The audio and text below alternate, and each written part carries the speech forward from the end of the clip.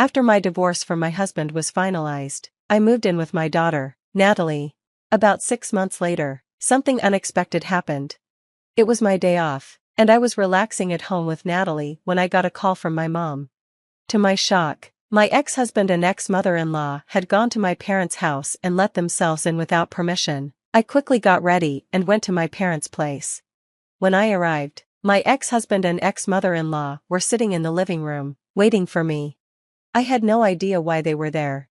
"Why did you both show up at my parents' house?" I asked. My ex-husband, John, surprised me with his answer, "I want you to pay me back the money you owe me. My name is Aaron, and I'm 40 years old. I worked in an office, and I was married to John for 14 years.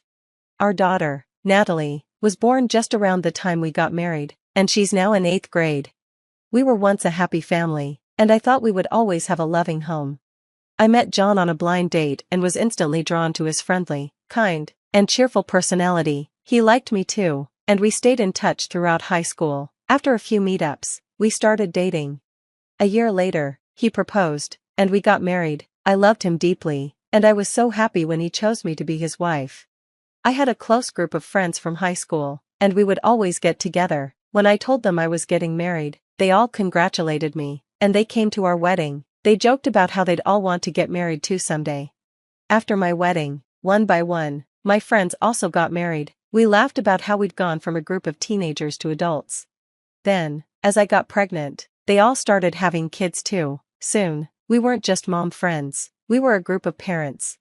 I felt like we were going through life together, and I believed we'd stay close forever. I was happy being a wife and mother, but I also loved working. After college, I got a job in the planning and development department at a big company, and I worked hard every day.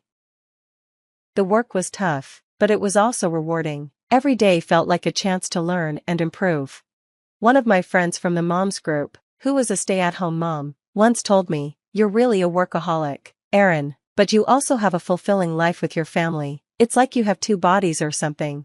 She thought I was strong, but honestly, I wished I had the energy of a superhero. Both John and Natalie helped a lot at home, which made it easier to balance work and family life. "I'm home." "Oh, Mommy, welcome home." When Natalie was little, she would greet me with a smile and a hug after work. Just hugging her made all my tiredness go away. "Welcome home, honey, dinner is ready," John would say. John stopped working full-time after Natalie was born and switched to a part-time job so I could keep my career. He worked at a cafe and took care of picking Natalie up from school. By the time I got home after a long day, John would have dinner ready. It was such a relief to come home to a hot meal. His cooking always made me feel better. My life felt like it was supported by my husband and daughter, which allowed me to focus on my job. As I got better at my work, I was promoted. That meant more overtime, and I often came home late. By then, Natalie was older and understood that I had a lot of work to do. John also started working longer hours at the cafe. He had become really interested in coffee and learned how to roast beans. He experimented with different brewing methods, both at work and at home. His coffee was great, and we'd often enjoy it together as a family. But slowly, I didn't notice that our family dynamics were starting to change. One day, Natalie came to me looking upset. "What's wrong? You said you wanted to talk about something." "Well, actually, the other day, when I went to see a movie with my friends, I saw Dad with another woman." "What?" "They weren't holding hands or anything, but they seemed a little too friendly, and since last year, I've noticed Dad on the phone a lot before you come home. He seems really happy while looking at his phone. At first, I thought he was talking to you, Mom, but after seeing him with that woman, I'm not sure anymore." Natalie's words hit me hard. She looked so sad, in a way no middle schooler should. "I'm so sorry, sweetie, I didn't realize you felt this way," I said, hugging her tightly. "I've been a little focused on work, haven't I?" "No, I think it's cool that you work so hard, Mom, so don't feel bad about it."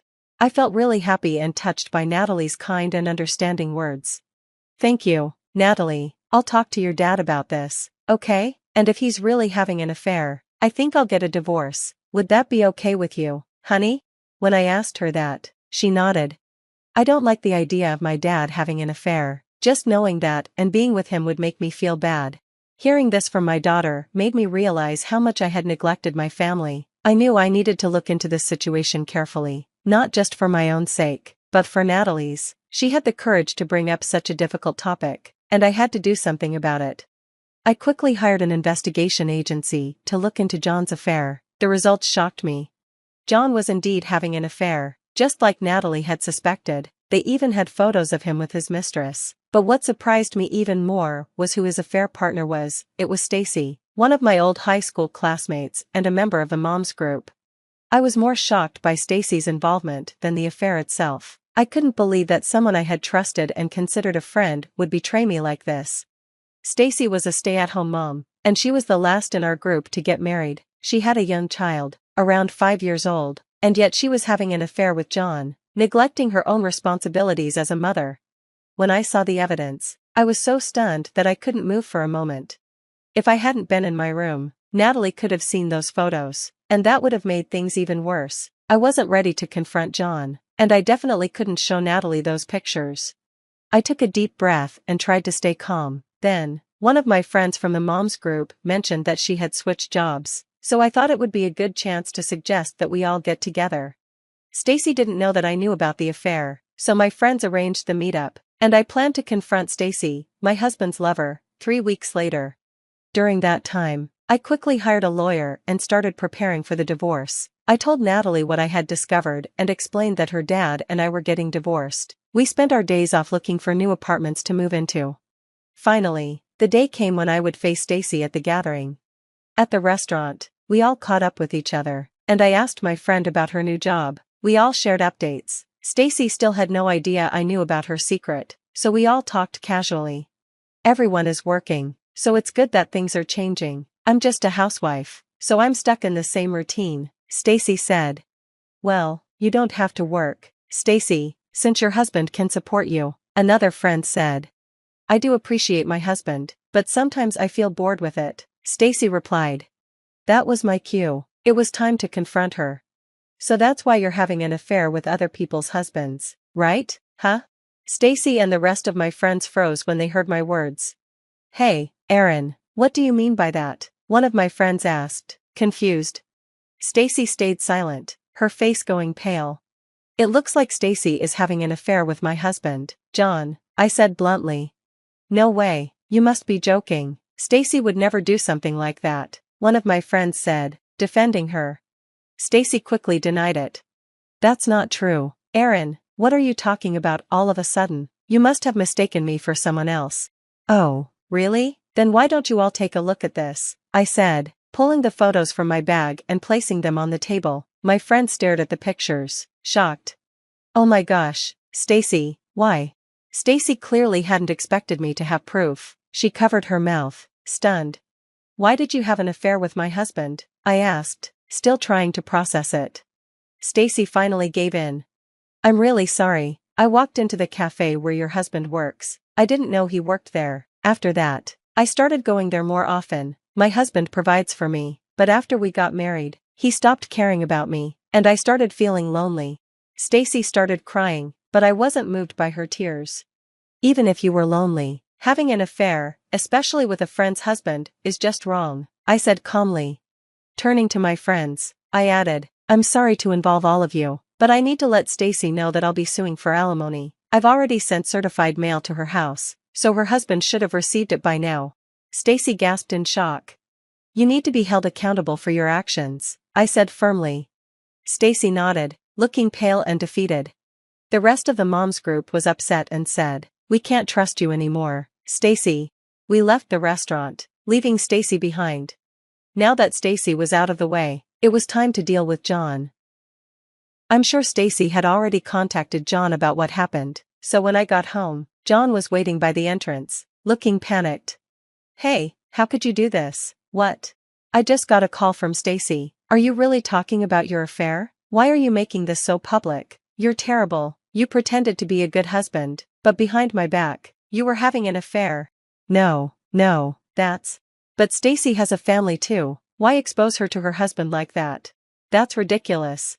I guess people who have affairs think the same way, huh? You think as long as the other person doesn't know, it's fine, right? But what you did was wrong, so now everything has to come to light as part of your punishment. That's why I'm divorcing you and demanding alimony and child support.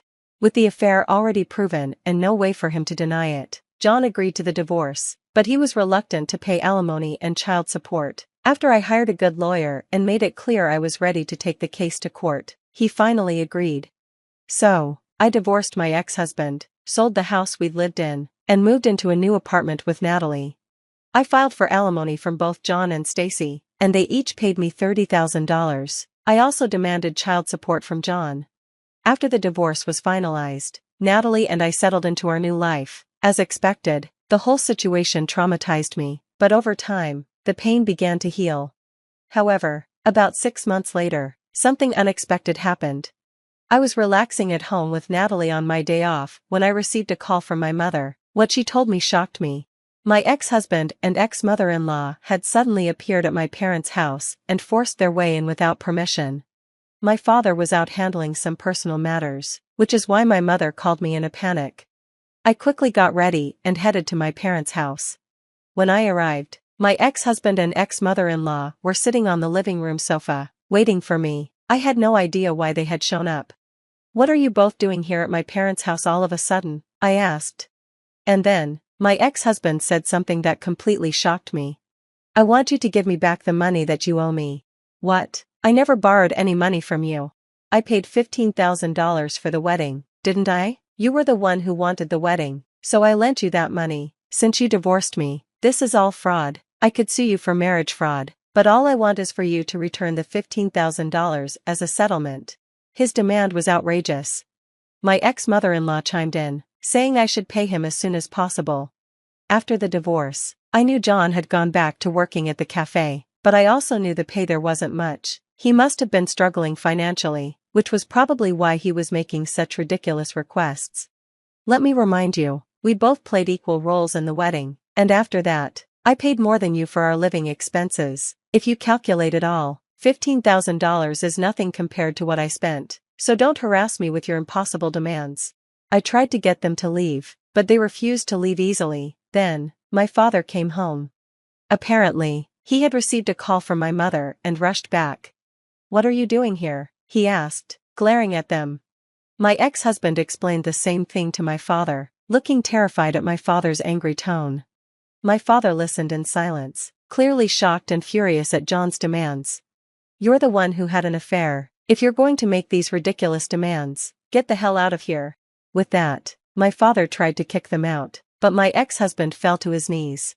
"Please, Aaron, lend me the money. Stacy's husband is demanding alimony from me too, and I really can't pay. Please, $15,000, no, $10,000 would help." It was insane. He was begging for money at a time like this.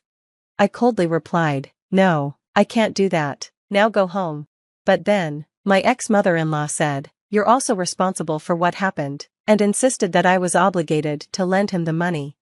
The situation was getting out of hand, so my father said, "Fine, I'll get the money, wait here," and went to another room.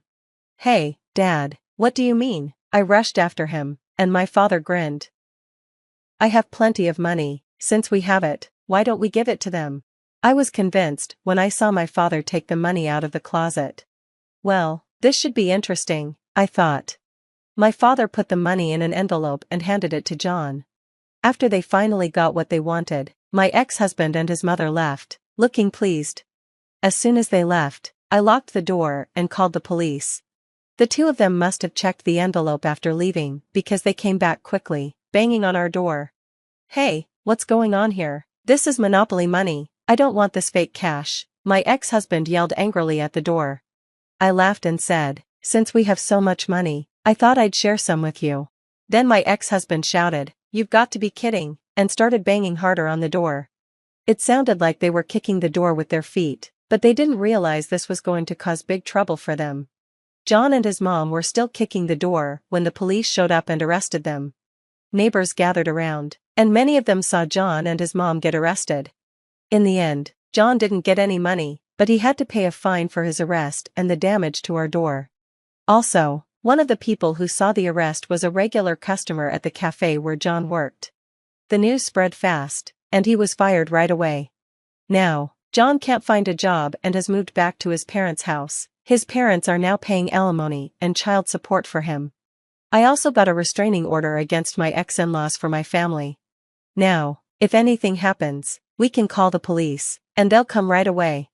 I'm happier than ever with Natalie now. I'll keep working hard and watching my daughter grow up. Thanks for watching until the end. Please subscribe to our channel. See you in the next video. The cake sits untouched in front of me. 21 perfect candles burning down to stubs while the entire room erupts in a chorus of "Happy Birthday," directed at my brother Ryan.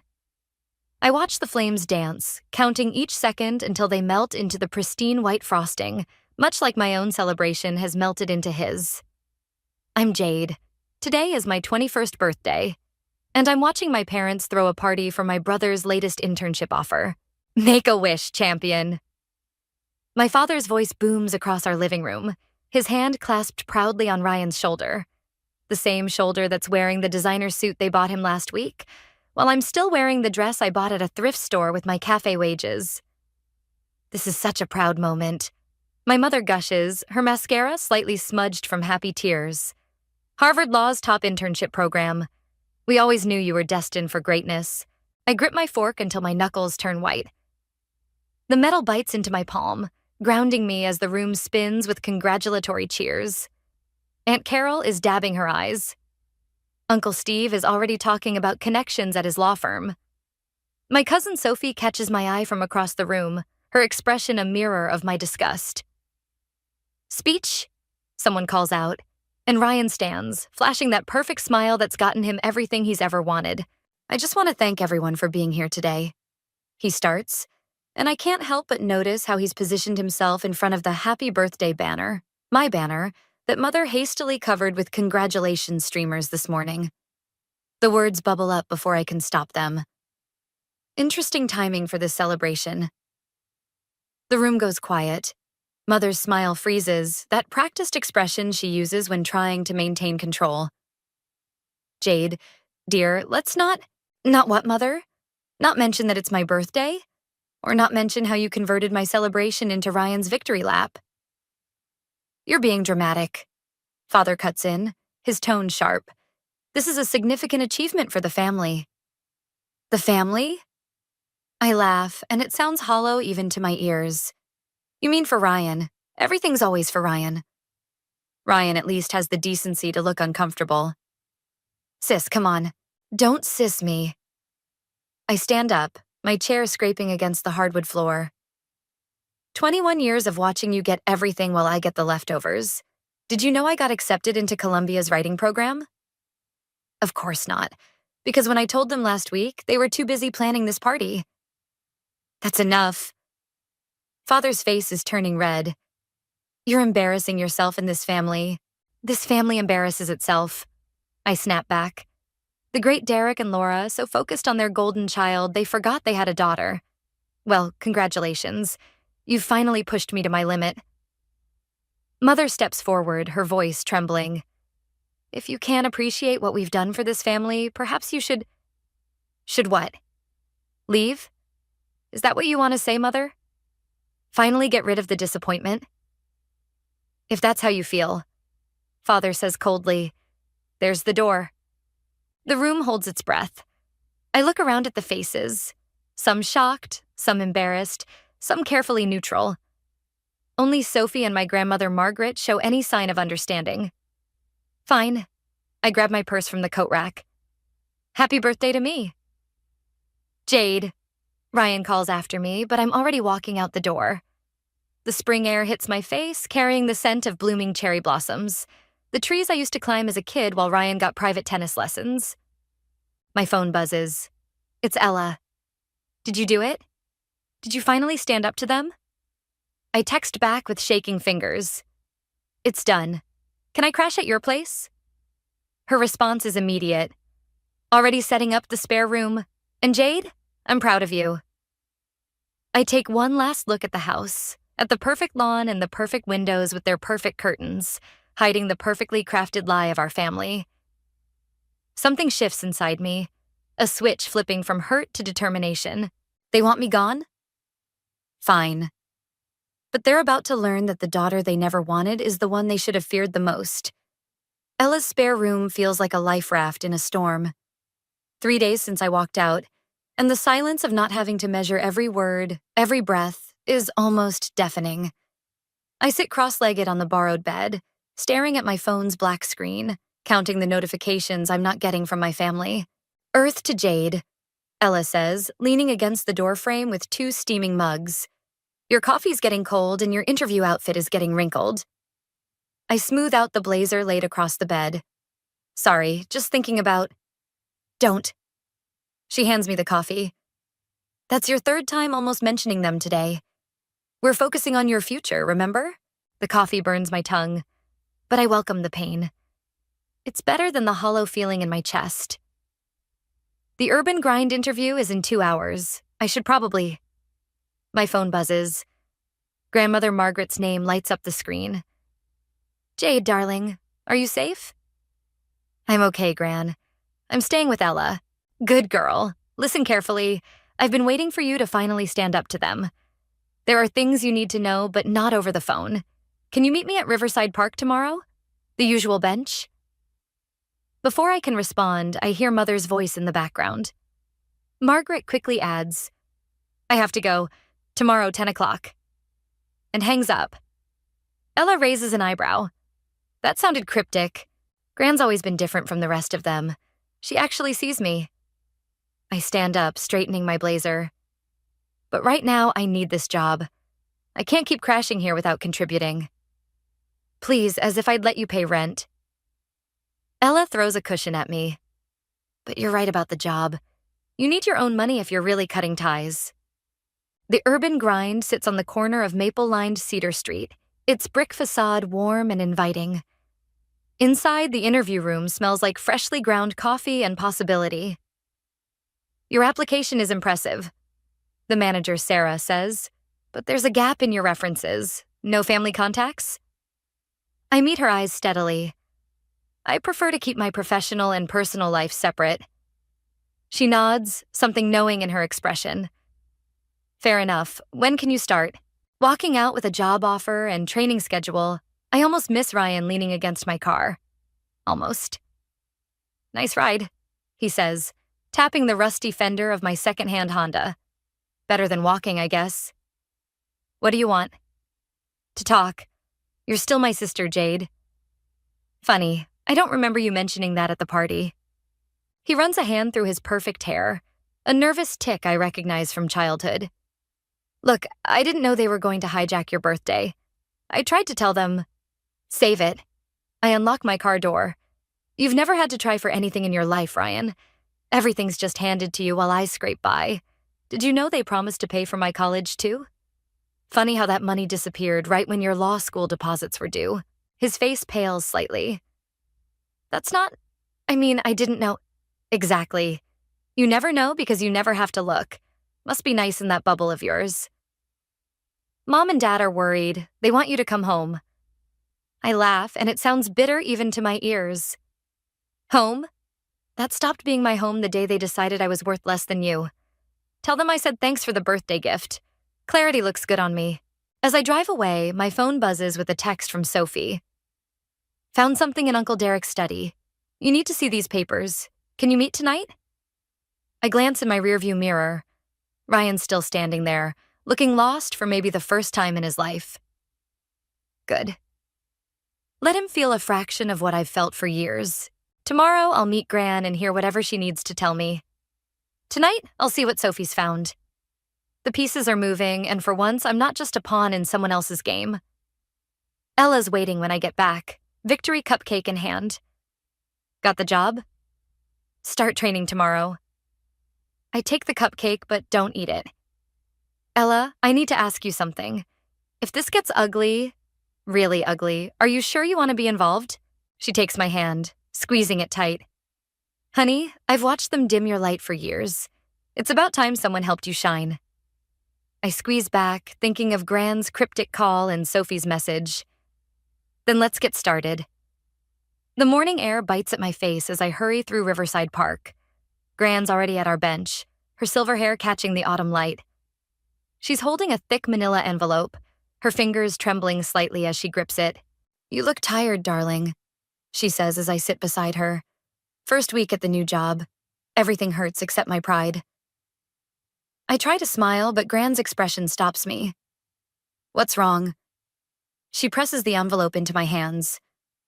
These are copies of documents I found in your father's study last year. Bank statements, transfer records, letters, the truth about your college fund. Inside, I find papers dating back 5 years. My fingers go numb as I scan the numbers. This can't be right.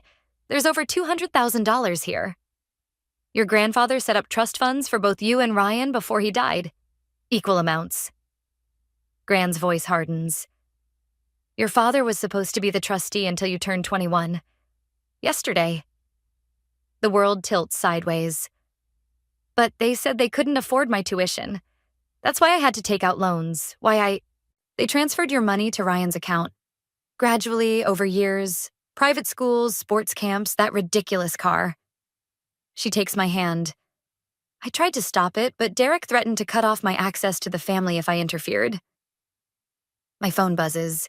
Sophie calling. I ignore it, my hands shaking as I flip through more documents. Does Ryan know? No. He's as much a victim of their manipulation as you are, just in a different way. They've made him dependent, entitled. Another buzz. Sophie again. This time I answer. Jade, thank God. You need to get home right now. Your father found out I was in his study. He's destroying everything. My heart stops. What do you mean, destroying? Papers, files, everything. He knows someone's been looking into the accounts. He's in a complete panic. Gran grabs my arm. Go, now. I'll make copies of these. I drive like a woman possessed, reaching my parents' house in record time. Sophie meets me at the side door, her face pale. They're in the study. Your mom's trying to calm him down, but a crash from upstairs cuts her off. We race up together, finding the study door locked. Open this door. I pound on the wood. I know what you did with my trust fund. Silence falls inside. Then my father's voice, eerily calm. You don't understand anything, Jade.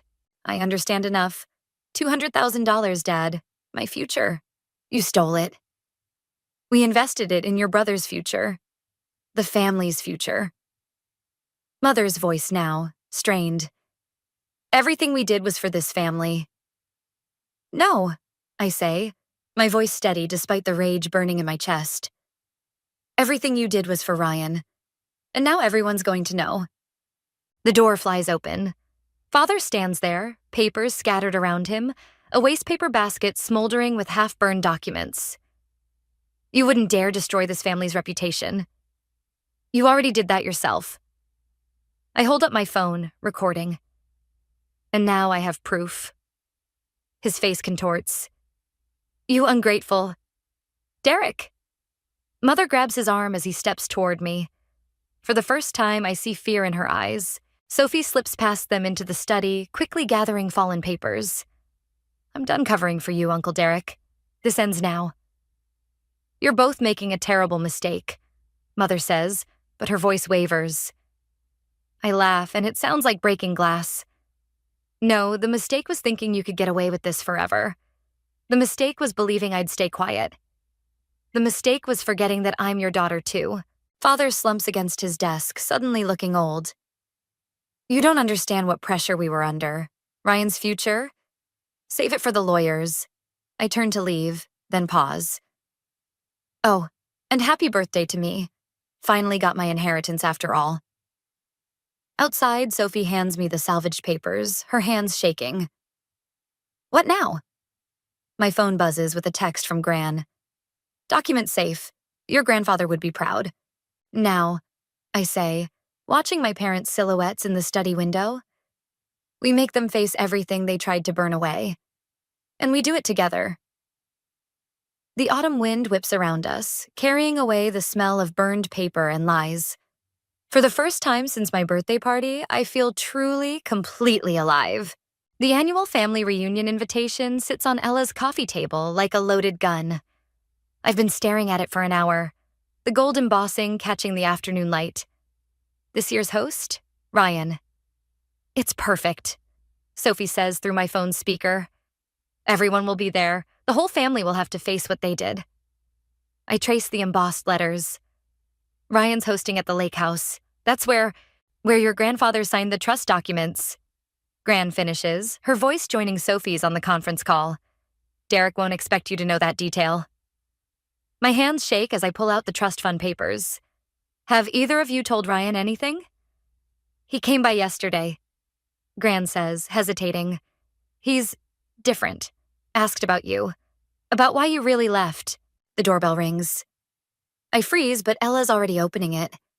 Ryan stands there, looking uncertain in a way I've never seen before. Can we talk? He glances at my phone. Alone? I end the call, nodding to Ella as she slips into her bedroom. Ryan sits across from me, his eyes falling on the papers spread across the table. I found some interesting documents in Father's study, he says quietly, about my car, my schools, your missing college fund. How much do you know? Enough to make me sick. He runs his hands through his hair, that nervous tick again. I swear, Jade, I had no idea. I thought they were just better off than they let on. They were, with my money. I'll pay it back, all of it. I've already talked to my bank about... This isn't about the money anymore. I meet his eyes. This is about years of lies. About them making you their golden child while treating me like I didn't exist. About them burning evidence when they realized I knew. He picks up the reunion invitation. That's why I'm hosting. I want you there, Jade. Help me make this right. Make it right? I laugh, but it catches in my throat. You can't just write a check and fix this. No, but I can help you expose them. His voice drops. Father's been moving money around, not just yours. There are other accounts, other families involved. Aunt Carol's kids' inheritance, Uncle Steve's business loans. My heart stops. How deep does this go? Deep enough to destroy him. To destroy them both. He pulls out his phone, showing me screenshots of bank statements. The lake house party? It's not just a reunion. Father's planning to announce his retirement, hand everything over to me. His company, his reputation, his secrets. I study my brother's face, looking for any trace of manipulation. Why are you showing me this? Because you're my sister. Because I was too blind to see what they were doing to you. Because... He swallows hard. Because I need your help to stop them before they do this to anyone else. The invitation seems to pulse with new meaning. The whole family will be there. Everyone they've ever stolen from. Everyone they've lied to. Ryan's hands clench. Help me end this, Jade. Not just for you. For all of us. I stand, walking to Ella's window. The street below is filling with evening traffic. People heading home to their normal families, their uncomplicated lives. If we do this, I say finally, we do it my way. No warnings, no chances for them to hide more evidence. Agreed. Ryan stands too. But Jade, there's something else you should know. About grandmother Margaret. My stomach drops.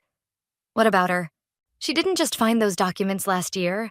She's been tracking their schemes for decades, and... He hesitates. She has proof that this started before we were even born. With our real inheritance. The one our grandfather never meant for Father to control. The pieces click together. Gran's careful questions over the years, her subtle support, her determination to keep me independent. The reunion's in 2 weeks, Ryan says, heading for the door. Whatever you decide, I'm done being their puppet. After he leaves, Ella emerges. Well? I pick up the invitation, feeling its weight. Call Sophie and Gran. We need to move faster than we planned. Are you sure about trusting Ryan? I think about his nervous tick, his screenshots, the sick look in his eyes. No, but I'm sure about one thing. This just got bigger than revenge. The invitation catches the last ray of sunlight, glinting like a blade. The lake house looms ahead as I drive up the winding road, its windows reflecting the setting sun like warning signals. 3 days until the reunion, and my hands won't stop shaking. Ryan's car is already parked out front, along with Gran's old Mercedes. I find them in the study, surrounded by papers and laptops. Gran looks up first, her face tight with worry. "It's worse than we thought, darling." Ryan turns his laptop toward me. "Father's been moving money through shell companies for years, not just family funds, corporate accounts, client trusts, everything." The screen shows a maze of transactions, each one leading back to familiar names. Aunt Carol's children's college funds, Uncle Steve's failed business loans, Cousin Thomas's medical care money. "He's built his entire empire on stolen futures," Gran says quietly. "Your grandfather suspected but could never prove it." My phone buzzes. A text from Sophie. "Uncle Derek just left our house. He knows something's wrong. Be careful." "We need to move faster," Ryan says, running his hands through his hair. "He's already started transferring assets overseas. Once that's done, he'll disappear with everything," I finish, "including the proof." Gran touches a stack of old letters. "There's something else. Your mother, she's not just complicit. She's been the architect of all this. The accounting, the cover-ups, the manipulations, they're all in her handwriting." The room spins slightly. I grip the back of a chair, feeling the smooth wood under my fingers. All those times she pushed me aside. She wasn't just favoring Ryan. She was protecting their scheme. "Jade." Ryan's voice is strange. "There's more. Look at this." He hands me a document, dated 21 years ago. My birth certificate, with an attached insurance policy. A life insurance policy. In Mother's name. "She took it out the day you were born," Gran whispers. $5 million. Payable only if I died before 21. The words taste like ash. That's why they threw Ryan's party on my birthday. They were celebrating that the policy expired. That they didn't have to. The study door slams open. Mother stands there, her perfect makeup not quite hiding her fury. "What are you doing here?" "Laura," Gran starts, but Mother cuts her off. "You've poisoned them against us, haven't you, Margaret? Filled their heads with lies about their father?" "The only lies here are yours," I say, holding up the insurance policy. "Were you disappointed when you didn't get to cash this in?" Something flickers in her eyes. Not guilt, but frustration. "You don't understand what it takes to build something lasting. To secure a legacy." "By betting on your daughter's death?" Ryan stands, his face pale. "By stealing from our entire family?" "Everything we did was for you, Ryan. For your future." She steps forward, reaching for him. "We can still protect that future. Together. Just help me gather these papers and we can—" "Stop." My voice doesn't shake anymore. "Every word you say just proves what you really are. What you've always been." "And what's that?" Her smile is razor sharp. "A monster who saw her children as investments. Nothing more." She laughs, and it sounds like breaking glass. "Oh, darling, you have no idea what real monsters look like. But you will." She pulls out her phone. "Derek, they're here. All of them. Yes, with the documents." A pause. "Of course, I'm sure. It's time to implement contingency plan B." The line goes dead, and Mother's smile widens. "You have 30 minutes to leave this house and forget everything you've seen. After that?" She shrugs elegantly. "Well, accidents do happen at lake houses, even to adults."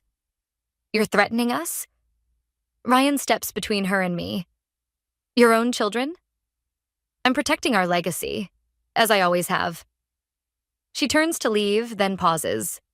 "Oh, and Jade, happy belated birthday. Such a shame you won't make it to 22. After she's gone, Gran grabs her keys. "We need to move, now. Get everything to my car." But I'm staring at the insurance policy, something clicking into place. "No, we stay." "Jade." "The reunion's in 3 days. Everyone will be here." I meet Ryan's eyes, seeing my own determination reflected back. Let them come. All of them. It's time they saw what real monsters look like in the daylight. Gran touches my arm. "And if your parents follow through on their threat?" I pick up Mother's forgotten phone, left deliberately on the desk. "Then they'll have to explain a lot more than missing money to the police, because I just recorded every word." The lake house windows darken with the setting sun, no longer reflecting warnings but promises. In 3 days, everything changes, one way or another. The lake house fills with relatives as evening falls, their chatter echoing off the walls like accusations. I stand in the corner of the great room, watching Father work the crowd with practiced charm. Mother floats between groups, her laugh just a touch too bright. Ryan hasn't arrived yet. Quite the turnout, Sophie whispers, appearing at my elbow. Aunt Carol's been crying in the bathroom. Something about Thomas's medical bills coming due. My phone buzzes. A text from Ryan. Delayed. Someone broke into my apartment. All the documents are gone. The room suddenly feels too small, too warm. I slip onto the balcony, gripping the railing until my knuckles turn white.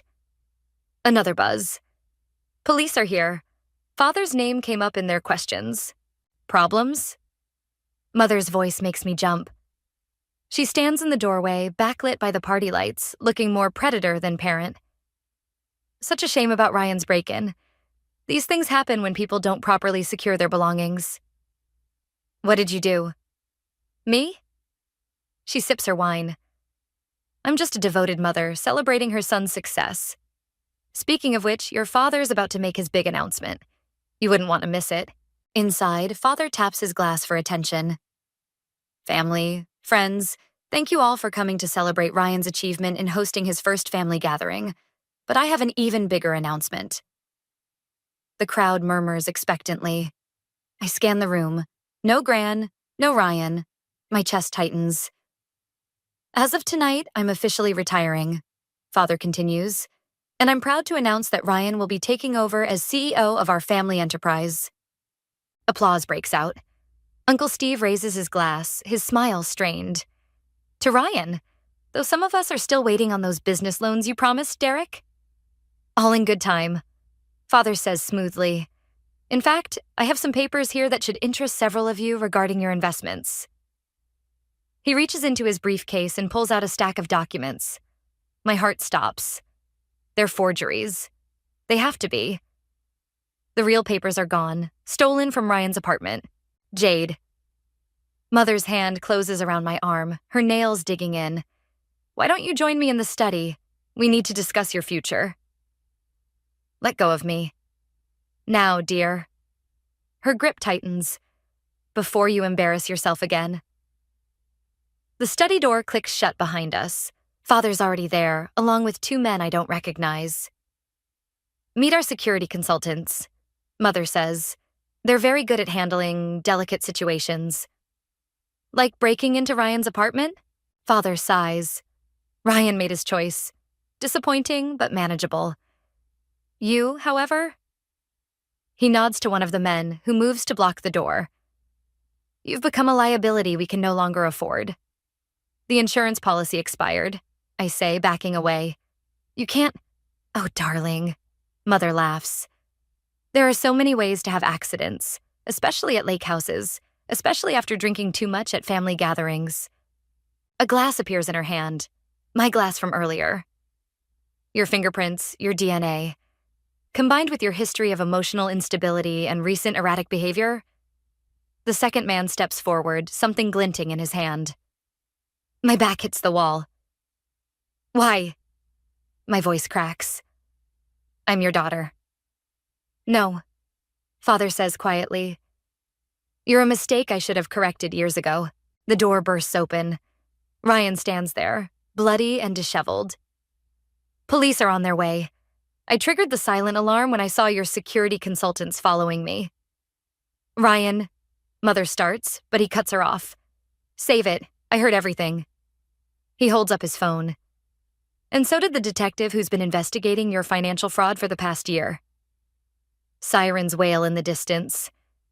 The security men exchange glances, then slip out a side door. Father's face contorts with rage. You ungrateful... He lunges for Ryan. I move without thinking, grabbing the heavy paperweight from his desk. The impact drops him to his knees. Mother screams, but it's drowned out by the sound of breaking glass and shouting from the great room. Gran's voice rises above the chaos. The real documents are being projected on the wall right now. Every transaction, every theft, every lie. Father struggles to his feet, blood trickling from his temple. You've destroyed everything. No, I say, my voice steady despite my shaking hands. You did that yourself. Years ago, when you decided money was worth more than your children's love. The sirens grow louder. Mother backs away, her perfect mask finally cracking. Derek, the offshore accounts are frozen, Ryan finishes, along with everything else. Blue lights flash through the windows as police cars fill the driveway. I look at my parents, really look at them, and feel nothing but pity. Happy retirement, Father, I say, and walk out to face whatever comes next. The great room erupts into chaos as the projector displays decades of financial records across the wall.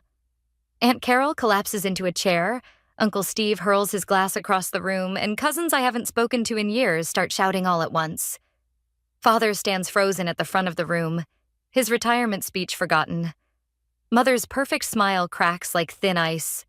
Those documents are fabricated, she announces, but her voice wavers. This is nothing but a desperate attempt by our jealous daughter to... To what, Mother? Tell the truth? I step forward, Ryan at my side. About how you stole from everyone in this room? About the life insurance policy you took out on me? About how you were willing to kill your own daughter tonight to keep your secrets? The room falls silent. Even the police officers who just entered pause, hands on their weapons. Everything we did. Father starts, then stops as Gran walks in, carrying a familiar leather briefcase. Is that what you told yourself, Derek? When you forged your father's signature on those trust documents? She opens the briefcase, pulling out yellowed papers. Or when you and Laura orchestrated my husband's accident after he threatened to expose you? Mother's composure shatters. You can't prove... Actually, she can. Ryan's voice is steel. Grandfather's original autopsy report, the one you buried, the one showing poison in his system. Father lunges for the briefcase, but the police are faster. As they read him his rights, he locks eyes with me. You ungrateful child, he spits. We gave you everything. No. My voice doesn't shake anymore. You took everything. My inheritance, my education, my childhood. You even tried to take my life. We were protecting the family legacy. Mother shrieks as an officer approaches her. Everything was for this family. Was it? I gesture to the room, to the devastated faces of our relatives. Look around, Mother. Look at all the lives you've destroyed. The children who couldn't afford college, Thomas's medical bills, Uncle Steve's failed business. All so you could build Ryan into your perfect heir. I never wanted that. Ryan steps forward. I never wanted any of it. Mother's face twists. Then you're as weak as she is. All our sacrifices wasted on... Sacrifices? I laugh, and it sounds like breaking chains. You sacrificed nothing. You stole, you lied, you murdered. And for what? To feel powerful? To play God with other people's lives? You don't understand what it takes to build something lasting, Father says, echoing Mother's words from earlier. But now they sound hollow, desperate. I understand perfectly. I pull out my phone, playing the recording of their threats in the study. I understand that you're not parents. You're not even human. You're just empty shells so afraid of losing control that you destroy your own children to keep it. As the police lead them away, Mother turns back one last time. This isn't over, Jade. Families like ours don't air their dirty laundry. No one will believe. Everyone already believes. Sophie points to the windows where news vans are pulling up. The whole story's going live right now. Every transaction, every threat, every crime. Father slumps in defeat, but Mother struggles against the officers. You've destroyed everything. No, Mother. I watch as they're led away, feeling nothing but a profound emptiness. I've set everyone free, including myself. The room buzzes with shocked conversations and legal discussions. Aunt Carol hugs me, crying about finally being able to send her kids to college. Uncle Steve talks with the detective about recovering his stolen funds. Thomas's mother thanks me through tears. Ryan touches my arm. You okay? I don't know. I look around at the wreckage of our family's facade. Are any of us? We will be. Gran appears beside me, her eyes fierce with pride. Your grandfather would be proud, darling. You've done what he couldn't, exposed the truth. The truth, I repeat, tasting the word. It feels different now, less like revenge and more like justice. What happens next? Next? Sophie joins us, linking her arm through mine. We rebuild, but this time on a foundation of truth. Through the windows, I watch my parents disappear into separate police cars. The life they built on lies crumbles behind them, but in its ruins, I see something unexpected. Hope. Not just for me, but for everyone they hurt. The lake house stands silent, its secrets finally exposed to the light. And in that light, I find something I never expected to feel. Freedom. The courthouse steps feel colder than they should in spring. I watch my parents being led away in handcuffs, their designer clothes replaced by prison orange. Mother doesn't look back. Father does, just once, and in his eyes I see something I've never seen before. Understanding. The court's decision to seize their assets means everyone they stole from will be compensated. Ryan says beside me, his voice steady. Thomas's medical bills, Aunt Carol's kids' college funds, Uncle Steve's business loans, everything. Almost everything. I touch the envelope in my pocket. Gran's final revelation. Did you know she'd been tracking their scheme since before we were born? That she'd been secretly moving money into trust funds for both of us? He shakes his head. She protected us in her own way, just like you protected everyone by exposing the truth. Inside the envelope, photographs show a younger version of our grandmother, standing beside our grandfather at the lake house. Their smiles are genuine, untainted by the greed that would later poison our family.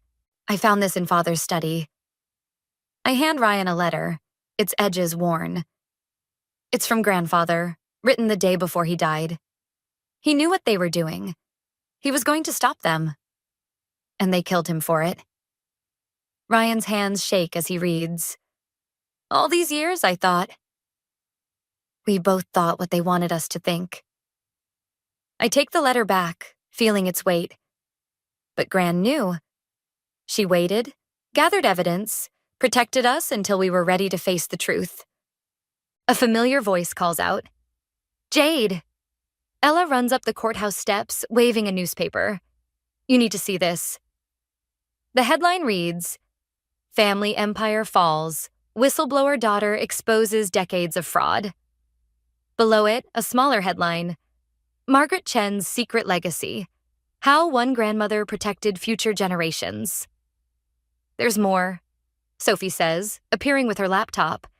People are coming forward, other families, other victims. Your parents' scheme went beyond just our family, and now they can't hurt anyone else, I say. But the victory feels different than I imagined. Hollow, yet somehow fuller. Gran joins us, her silver hair catching the sunlight. Your grandfather used to say that family legacies aren't built on money or power. They're built on truth and love. I thought this was about revenge, I admit. About making them pay for what they did to me. But it was never just about me, was it? No, darling. She takes my hand. It was about breaking a cycle, about choosing what kind of legacy you want to leave. Ryan stares at the courthouse doors. What do we do now? The company, the properties, everything they built. We rebuild, I say, surprising myself. Not their way, with lies and manipulation, but honestly, together.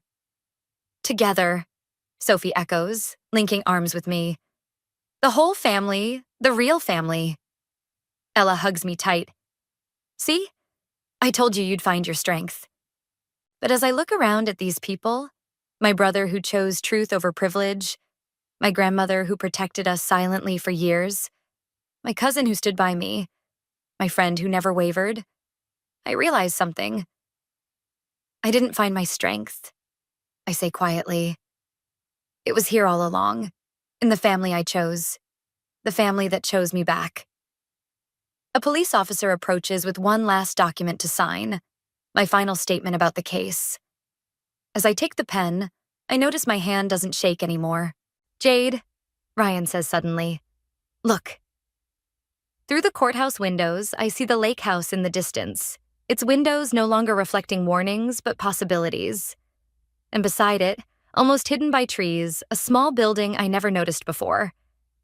"Your grandfather's old study," Gran explains, "where he kept his real records. There's something there you both need to see. Something about your true inheritance." "More secrets?" I ask, but without bitterness. She smiles, and it holds both sadness and hope. "No, darling. No more secrets. Just truth. And perhaps a different kind of legacy to build." The spring breeze carries the scent of new beginnings as we descend the courthouse steps. Behind us, justice has been served. Ahead, something else waits. Not an ending, but a transformation. I take one last look at the newspaper headline, then let it blow away in the wind. Some stories don't need to be written in papers. They're written in the choices we make, the truths we face, and the love we choose to give. Even when, especially when, it's not the easy choice. The gallery's pristine walls mocked me with their perfection. Each carefully hung piece of my siblings' artwork, a reminder of everything I hadn't achieved. I stood in the corner, clutching my wine glass like a shield, watching my mother fawn over Skylar's latest masterpiece. I'm Marley, and tonight was supposed to be my breakthrough moment. Instead, I was relegated to spectator at my siblings' third solo exhibition this year. The depth of emotion in this piece is extraordinary. My mother gushed to a cluster of art critics. "Skylar has always had such natural talent." The wine turned bitter in my mouth. Natural talent. As if the last 15 years of my dedication to art meant nothing. My daughter Riley tugged at my sleeve, her 7-year-old face scrunched in confusion. "Mama, why does Grandma never talk about your paintings like that?" Before I could answer, my partner Chloe appeared, wrapping an arm around Riley's shoulders. "Hey, sweetie, I think I saw some fancy cookies by the entrance. Want to check them out?" I shot Chloe a grateful look as she led our daughter away. The crowd shifted, creating a pocket of space near one of Skylar's larger pieces. An abstract explosion of reds and golds that probably had some profound meaning I was supposed to understand. "It's derivative," a familiar voice muttered beside me. My friend Everly materialized, wearing a black dress that screamed rebellion against the gallery's understated dress code. "Seriously, I've seen better composition in a kindergarten finger painting class." "Keep your voice down," I whispered, though her words soothed my bruised ego. "The last thing I need is..." "Did you see the write-up in Art Weekly?" My brother-in-law Jason's voice carried from behind a nearby sculpture. I froze, recognizing my mother's responding murmur. "Yes, they're calling Skylar the voice of our generation," my mother said. "Such a relief after... Well, you know how worried we were when both our children wanted to pursue art. Thank goodness one of them had the talent to succeed." The wine glass trembled in my hand. Everly grabbed my arm, but I shook her off, moving closer to hear more. "Marley's still doing those little cafe shows, right?" Jason asked. "At least she has Chloe to support her. Not everyone's cut out for real success in this world." Something hot and ugly unfurled in my chest. I stepped around the sculpture, ready to confront them, when my heel caught on something. A cream-colored envelope lay half-hidden under the installation's base. I snatched it up, my name written across the front in familiar handwriting. Inside was a single sheet of paper, an email printout dated 3 years ago, when I'd been shortlisted for the Carlton Prize. "Regarding your inquiry about Marley's submission," the email read, "You're right, her technical skills are questionable.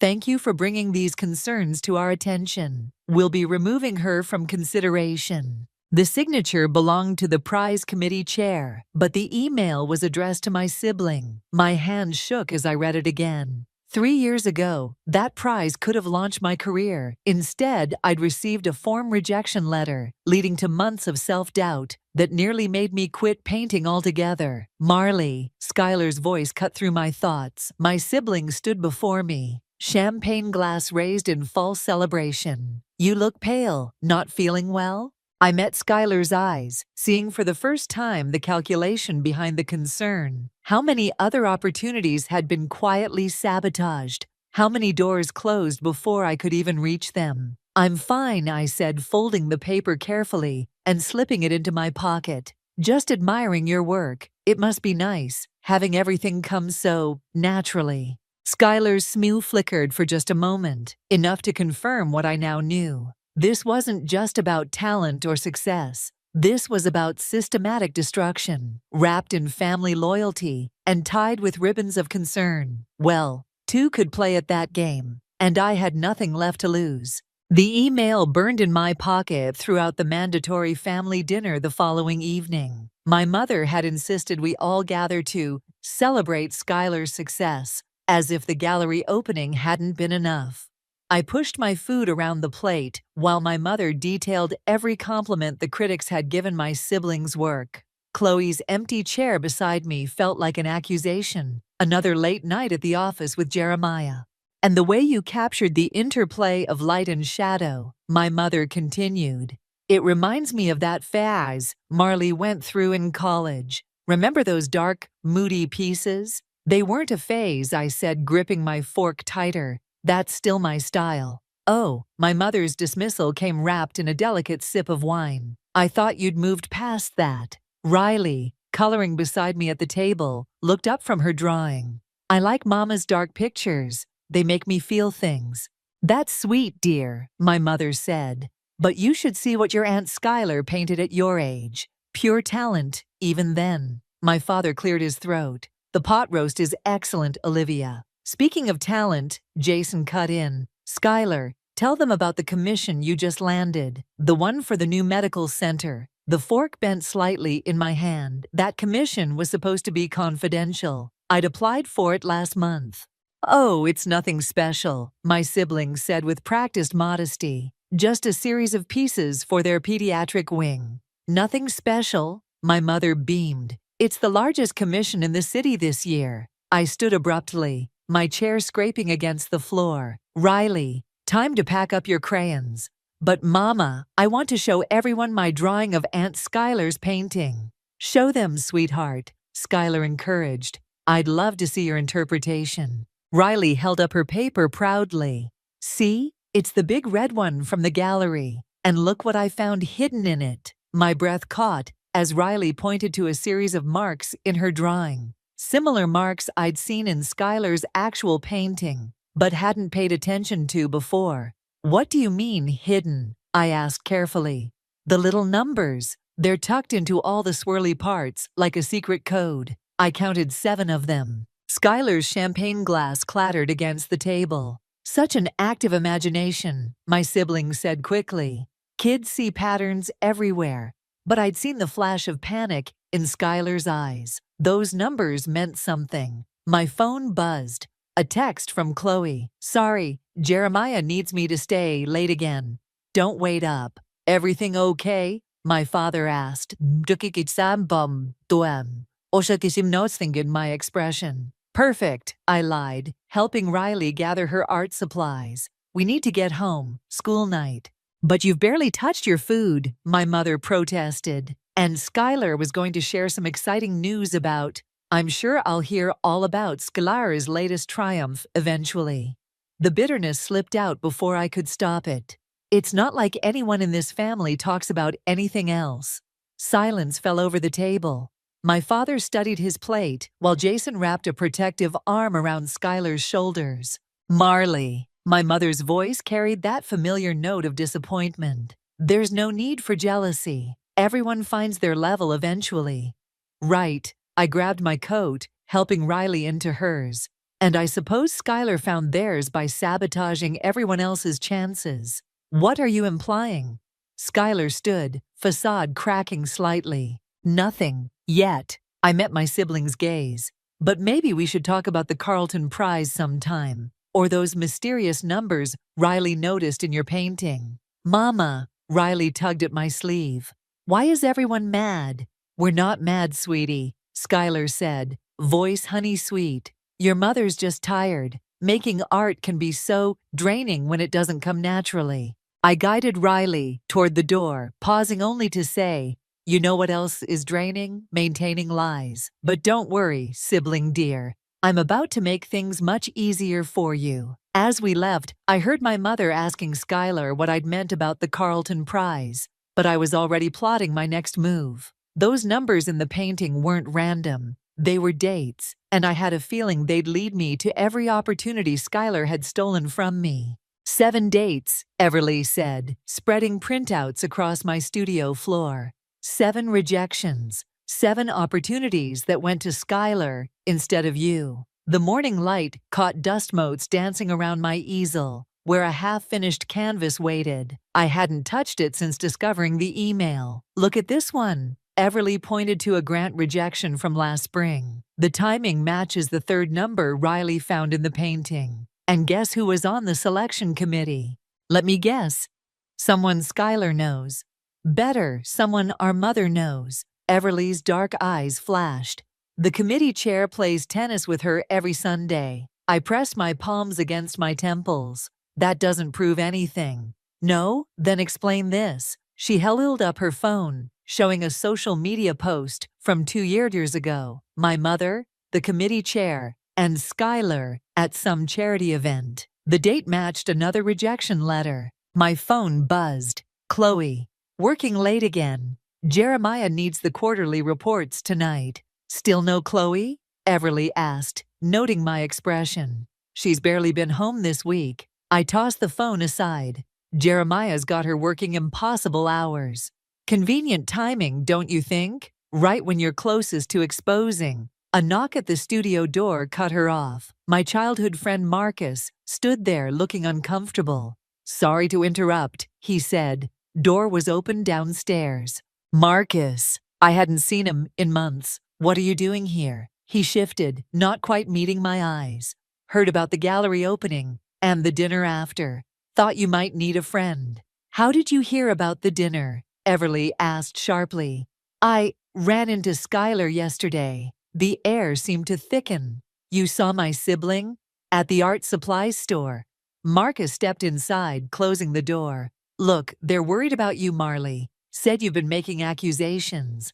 They sent you to spy on me." Bapaying. The betrayal tasted metallic. "No, I mean, they mentioned you seemed unstable lately." "Unstable?" I grabbed one of the rejection letters. "Is that what they call discovering years of sabotage?" "They said you might say something like that." Marcus glanced at the papers scattered across the floor. "Come on, Marley. You really think Skylar orchestrated some grand conspiracy? Maybe you're just—" "If you say jealous, I swear I'll throw you out myself," Everly interrupted. "I was going to say struggling." Marcus held up his hands. "It's okay to admit when you need help. Skylar mentioned they know a great therapist." "Get out." My voice shook. "And tell my sibling that if they want to check on me, they can do it themselves instead of sending flying monkeys." After Marcus left, Everly helped me gather the evidence we'd collected. "You realize what this means, right? Skylar's scared. They're trying to discredit you before you can expose them, by making me look paranoid." I stared at the numbers Riley had copied from the painting. But they made a mistake hiding these dates in their work. Pride or something else. Speaking of pride, Everly pulled up another social media post. "Look who just announced their upcoming solo show at the Hamilton Gallery." My stomach dropped. The Hamilton Gallery had been my dream venue since art school. I'd submitted portfolios every year for a decade. 3 weeks from now, I read aloud. "With special guest speaker, Jeremiah Walsh, Chloe's boss?" Everly frowned. "That can't be coincidence." My phone buzzed again. A text from an unknown number. "Your sibling isn't who you think they are. Meet me at Andrew's studio tomorrow morning if you want proof." Marcus?" Everly asked, reading over my shoulder. "No," I said slowly. I think it's from my old mentor, but why now? Could be a trap. Or it could be the evidence we need." I looked at my half-finished canvas, then at the dates that marked each stolen opportunity. Either way, I'm done letting Skylar write my story. What are you going to do? I picked up a brush, finally ready to paint again. I'm going to turn their own technique against them. If Skylar can hide messages in their art, so can I. And my exhibition is going to tell the truth about every single one of those 7 dates.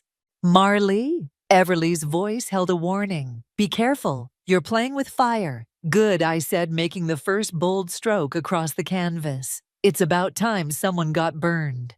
Andrew's studio smelled of turpentine and stale coffee, just as it had during my student days. My old mentor hunched over his workbench, looking smaller than I remembered. I wondered when you'd finally figure it out, he said without turning around. Took you long enough. You knew? The betrayal felt like acid in my throat. All this time you knew what Skylar was doing? Knew? He laughed, a hollow sound. Kid, I was part of it. He pushed a folder across the workbench. Inside were emails, dozens of them, spanning years. My hands shook as I read exchanges between Andrew, Skylar, and various gallery owners, competition judges, grant committees. Why? I managed to ask. Your sibling made me an offer, said they'd fund my retirement, get my work into major collections. He finally turned to face me. I was tired of being the forgotten genius, watching younger artists pass me by. So you helped destroy my career instead. I wrote the recommendations they needed, made the right calls. It wasn't personal. Wasn't personal? I slammed the folder down. You were like a father to me. And look how well that turned out for your real father. Andrew's words hit like a slap. Francis always favored you, didn't he? Maybe Skylar deserved their turn. And my phone buzzed. Chloe again. I ignored it. There's more, Andrew said. About your partner's boss, Jeremiah. He's not just keeping Chloe busy with work. What do you mean? They're planning something. The Hamilton Gallery show isn't just about Skylar's art. He pulled out another document. Look at the investor list. Jeremiah's name was there, along with several shell companies I didn't recognize. But one name made my blood freeze. Chloe's. She's been investing in Skylar's work for months, Andrew said, through Jeremiah's art investment firm. The studio door creaked. I spun around to find Chloe standing there, her face pale. I can explain, she said. How long? My voice sounded distant, even to myself. How long have you been working with them? It's not what you think. Chloe stepped closer. Jeremiah showed me the numbers. Skylar's work is appreciating faster than any other artist in the region. I was trying to secure our future, build something for Riley. By backing the person who's been systematically destroying my career? I didn't know about that part, not until recently. She reached for me, but I stepped back. When I found out, I started gathering evidence. That's why I've been working late. I was trying to protect you. Protect me? I gestured at Andrew's folder. By secretly investing in my siblings' success while I struggled. By watching me doubt myself year after year. There's still time to fix this, Andrew interrupted. The Hamilton show. If certain things came to light, if the right people started asking questions, you want to help now? I laughed bitterly. After years of sabotage, I want to make things right. He pulled out a USB drive. Everything's here, the emails, the doctored recommendations, the financial records, including Jeremiah's less-than-legal art investment schemes. My phone buzzed again. A text from Everly. Where are you? Skylar's here at your studio with your mother. They're going through your new work. I have to go. I grabbed the USB drive and folder. My siblings about to get a preview of their own exposure. Marley, wait! Chloe called after me. You don't understand what they're capable of. No, I turned back one last time. You don't understand what I'm capable of. And neither does Skylar. I left them both there, my mentor and my partner, 2 more betrayals to add to the growing list. But their duplicity had given me something valuable, proof. Now I just had to reach my studio before Skylar destroyed the paintings that would reveal everything. As I drove, my phone kept buzzing. Messages from my mother, from Skylar, from Chloe. I ignored them all. Let them worry. Let them wonder what I would do next. They'd all underestimated me for years. Time to show them exactly what that mistake would cost them. I burst into my studio to find Skylar holding one of my new canvases, the one with the hidden dates woven into abstract shadows. My mother stood nearby, frowning at the dark imagery. "These are different," my mother said, more angry than usual. "Put it down." My voice came out steadier than I felt. "I'm trying to understand," Skylar said, not releasing the canvas. "What exactly are you hoping to accomplish with these?" "Funny, I was about to ask you the same thing about sabotaging my career." I pulled out Andrew's folder. "Want to explain these emails? Or should we start with Jeremiah's investment scheme?" My mother stepped forward. "What are you talking about?" "Show her," Everly said from the doorway. "Show them both." I spread the documents across my workbench. Emails, recommendations, financial records, a paper trail of betrayal. My mother's face paled as she read. "This can't be right," she whispered. "Can't it?" I pointed to specific dates. "Every rejection, every missed opportunity, all orchestrated by your perfect child." "You're misinterpreting things," Skylar said, but their hands trembled slightly. "These were business decisions, nothing more." "Business?" I laughed. "Like having Andrew tank my recommendations, like having Chloe invest in your work behind my back." My mother's head snapped up. "Chloe's involved?" "Everyone's involved, Mother. Everyone except you and Dad, though I'm sure you'll find a way to justify it all." "That's enough." Skylar set down the canvas. "You're spinning conspiracy theories because you can't accept that I'm not as talented as you." I grabbed my phone, pulling up photos of Skylar's painting. "Explain the numbers then. The dates hidden in your masterpiece. Quite a coincidence they match every major setback in my career." Silence fell. My mother looked between us, her carefully maintained worldview cracking. "I did what I had to do," Skylar finally said. "You were always Dad's favorite, always the special one. Even when you failed, he believed in you more than me. So you destroyed my career to punish Dad." "I earned my success." Skylar's composure shattered. "Every sabotaged application, every manipulated judgment, it proved I could beat you on any playing field. Even with your raw talent, I won." My mother sank into a chair. "How could you? How could I?" Skylar whirled on her. "You taught me. Always pushing, always comparing. Why can't you paint like your sibling? Why aren't you as creative?" Until I found a way to win your approval instead. "By cheating," I said quietly. "By stealing opportunities from others. How many artists did you destroy besides me?" A new voice answered from the door. "Too many." My father stood there holding a manila envelope. "I've suspected for years but couldn't prove it. Until now, then." "Dad?" Skylar's voice wavered. "What do you mean?" "I've been gathering evidence," he said. Working with gallery owners, other artists, building a case." He handed me the envelope. "I'm sorry I didn't tell you sooner, Marley. I wanted proof first." Inside were more documents, a pattern of manipulation stretching beyond just my career. Dozens of artists, countless competitions, all corrupted by Skylar's schemes. "The Hamilton Gallery show," my father continued. "It's built on fraud, and now we can prove it." "You can't do this," Skylar whispered. "My reputation." "Your reputation." My mother stood. "You destroyed lives, used our connections, our trust."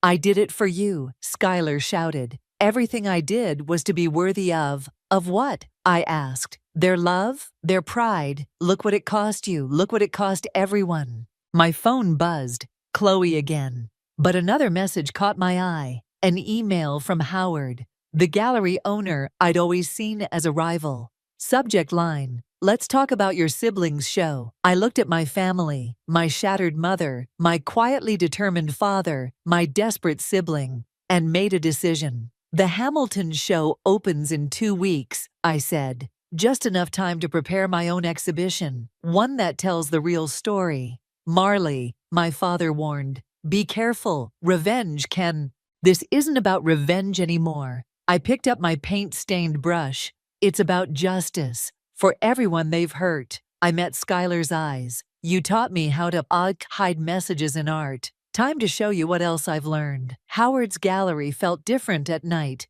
the empty halls amplifying every footstep. He studied my proposal under the harsh track lighting, his expression unreadable. "A counter-exhibition," he said finally, "opening the same night as your siblings' show. With proof of every manipulation, every stolen opportunity." I spread the evidence across his desk. "Not just mine, everyone's." "Bold move." He tapped the documents. "Also, career suicide if you're wrong." "I'm not wrong." "No," he agreed. "You're not, but there's something you don't know." My phone buzzed. Marcus again. I'd been ignoring his calls since our confrontation at Andrew's studio. "Jeremiah isn't just Chloe's boss," Howard continued. "He's been buying up smaller galleries. Bob's bought diaries, including mine. By next way, he'll own controlling interest in half the exhibition spaces in the city." The implications hit hard. "He's working with Skylar." "Smart girl. Why do you think your siblings' show is happening here?" My carefully constructed plan crumbled. Without a venue, without a platform. "There's more," Howard said. "Check your email." A message from the Art Board's Ethics Committee appeared on my phone. My hands shook as I read, "Investigation into allegations of plagiarism and fraud against me. Skylar filed the complaint this morning with evidence." "What evidence? I've never—" "They're using your own technique against you. Those hidden messages in your recent work, they're claiming you stole the idea from them, and they have backdated proof." A knock interrupted us. Marcus stood in the doorway, looking grim. "You should have answered my calls," he said. "Chloe's gone." "What do you mean, gone?" "She took Riley to your mother's, said something about protecting her from what's coming." The room tilted slightly. "My daughter is safe," Marcus said, "but Chloe's working with Jeremiah now, officially." Howard pushed a document across his desk. "The Hamilton show isn't just an exhibition. It's the launch of a new art investment fund. Your partner is listed as managing director." "They're not just trying to stop you," Marcus added. "They're trying to erase you." My phone buzzed again. "Everly, this time." 911, "Someone broke into your studio. All your new work. Marley, it's gone." The floor seemed to drop away. Months of work, all my evidence woven into paintings. "There's still a way," Marcus said quietly. "Remember what we discussed about making sure Skylar never recovers?" "What's he talking about?" Howard asked. "He has proof of tax fraud," I said. "Enough to send Skylar to prison." "Along with Jeremiah and half the art scene," Marcus added. "One anonymous tip." Howard studied me. "That would destroy more than careers, families, lives, including your daughter's family name." "But Skylar would finally pay," Marcus pressed. "Isn't that what you wanted?" I thought of Riley, of Chloe, of my mother's broken expression when she learned the truth, of my father's quiet gathering of evidence, choosing justice over vengeance. "No," I said, "not like this." "Then what's your play?" Howard asked. "They have everything. The venues, the narrative, your partner, your work." "Not everything." I pulled out my phone, dialing a number I'd memorized years ago. "They don't have the truth."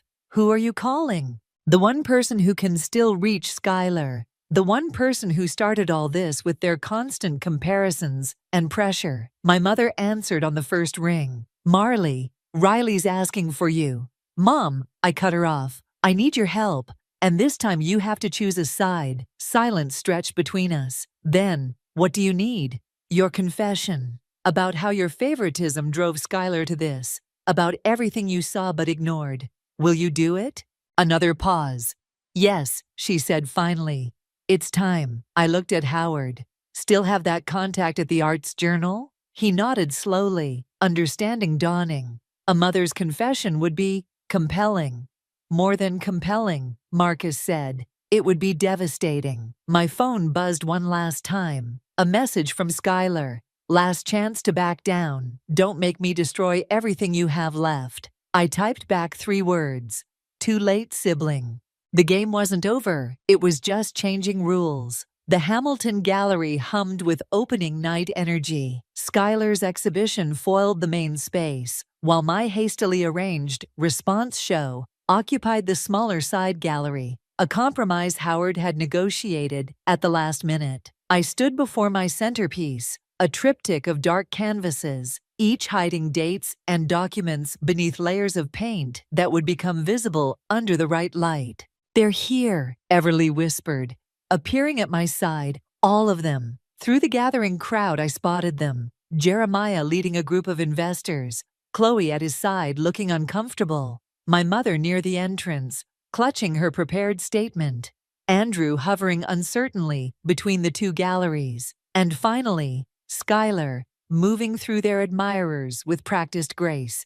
"Ready?" Howard asked, finger hovering over the lighting controls. I nodded, and the gallery lights dimmed. UV lights activated, revealing the hidden elements in my paintings. Every piece of evidence, every manipulated competition, every stolen opportunity glowing in phosphorescent paint. Gasps rippled through the crowd as they realized what they were seeing. Skylar froze mid-conversation, face draining of color. "Ladies and gentlemen," Howard announced, "welcome to Truth in Shadow, a special exhibition about artistic integrity." My mother stepped forward, hands shaking as she unfolded her statement. But before she could speak, Jeremiah cut through the crowd. "This is a publicity stunt," he announced. "Ms. Marley here is under investigation for plagiarism." "Actually," my father's voice rang out as he emerged from the crowd, "the investigation has been dropped. The ethics committee received some very interesting evidence this morning." Chloe broke away from Jeremiah's side, moving toward me. "Marley, I can explain." "Not now," I said quietly. "Watch." The central canvas began to shift under the UV light, revealing a hidden image, Skylar's signature technique, dated years before they claimed to have invented it. Proof they had stolen it from one of the artists they'd destroyed. "That's impossible," Skylar breathed. "Is it?" I turned to face my sibling. "Like it was impossible for you to manipulate Andrew, to use Jeremiah's money to buy control of galleries, to convince Chloe that betraying me was for our daughter's good." "I did what I had to do," Skylar snapped. "You have no idea what it's like living in your shadow." "My shadow?" I laughed. "While you were stealing opportunities, buying success, I was fighting for every scrap of recognition. The shadow was yours, built on lies and manipulation." "Enough." Jeremiah moved to intervene, but Howard stepped forward. "I wouldn't," he said. "The Arts Journal livestream has been running since the doors opened. Everything's being broadcast." The crowd parted as my mother approached Skylar. "I did this," she said, voice breaking. "My favoritism, my pressure. I turned you into this." "Mother, don't." "The truth, Skylar. For once." Something cracked in my siblings' carefully maintained facade. "I just wanted to make you proud," they whispered. "By destroying others?" My father joined us. "By hurting your own family?" "Family?" Skylar gestured at the revealing paintings. "Look what Marley's doing right now." "I'm showing the truth," I said. "Something you taught me, remember? Hidden messages in art?" A small voice cut through the tension. "Mama?" Riley stood in the gallery entrance, having slipped away from our neighbor, Amy's supervision. She looked at the glowing paintings, then at her other mother. "Chloe," I said softly, "take her home." "No," Skylar interrupted. "Let her stay. Let her see what her mother's revenge looks like." "This isn't revenge," I said, meeting my siblings' eyes. "It's justice. For every artist you destroyed, every dream you stole, the truth doesn't destroy people, Skylar. Lies do." The gallery erupted in camera flashes as reporters pushed forward, questions overlapping. But above the chaos, I heard Howard's quiet words. "Check your phone." A message waited from an unknown number. "Your work speaks truth to power. When you're ready to show it properly, the Venice Biennale has an opening. H." I looked up to find Skylar staring at me, their carefully constructed world crumbling around them. But in their eyes, beneath the anger and fear, I saw something else. Relief. The truth, finally exposed, had set us both free. The Venice sun painted my new studio in shades of gold as I added the final touches to my latest piece. A knock at the door made me pause, brush hovering over canvas.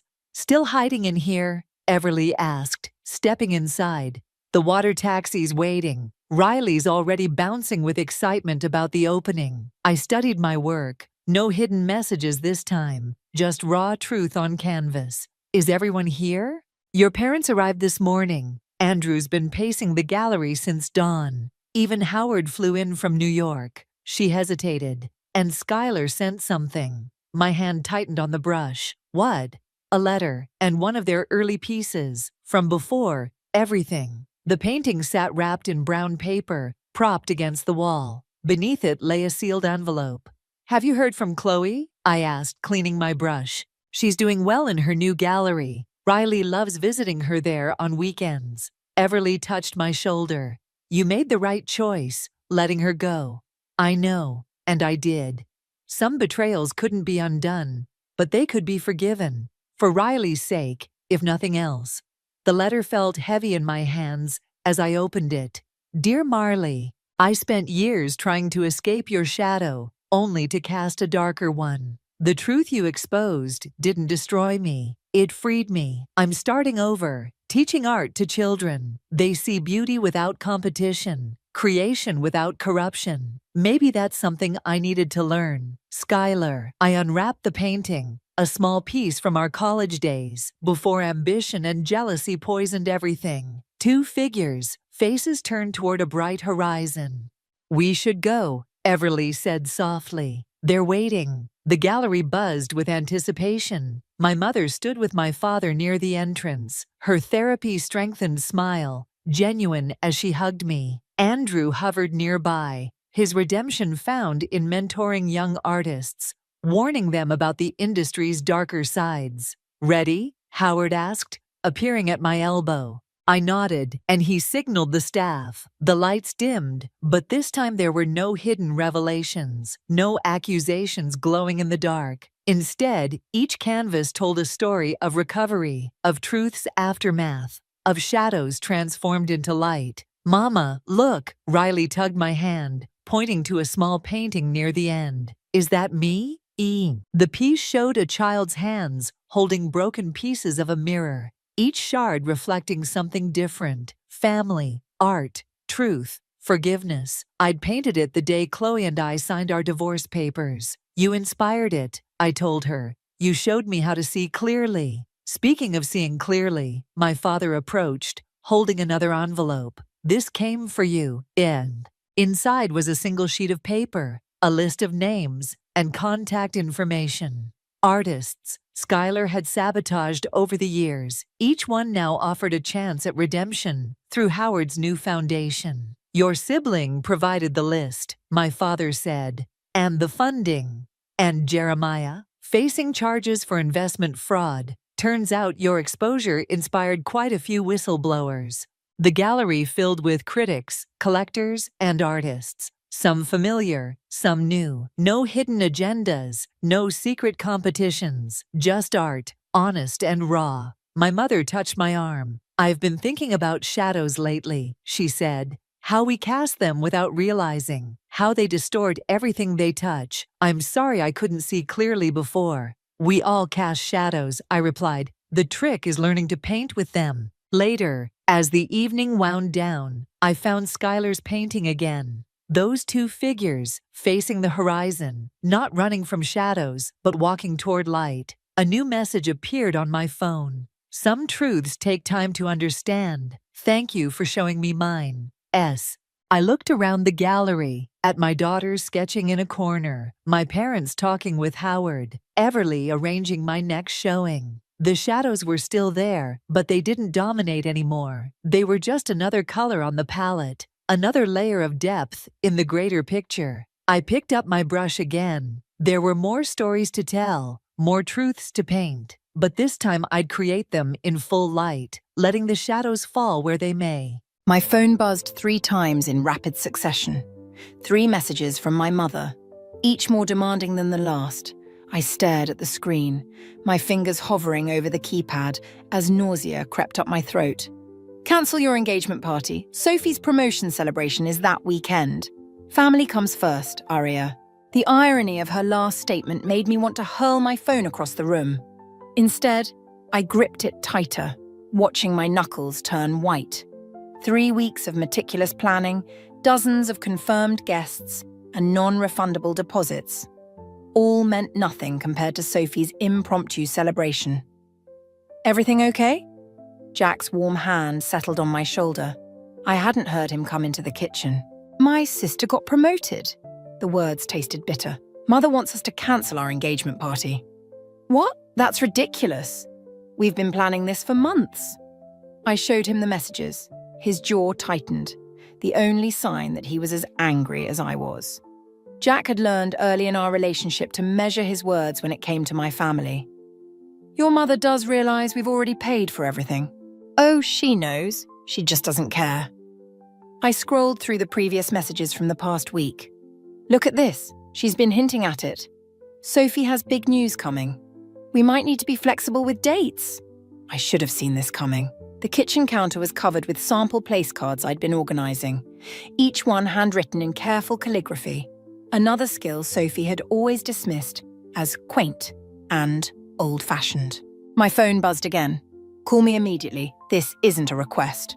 "Don't," Jack said quietly. "Not while you're upset." I'm always upset when it comes to them. I pushed away from the counter, pacing the kitchen. You know what the worst part is? Sophie probably didn't even ask for this. Mother just decided, like she always does.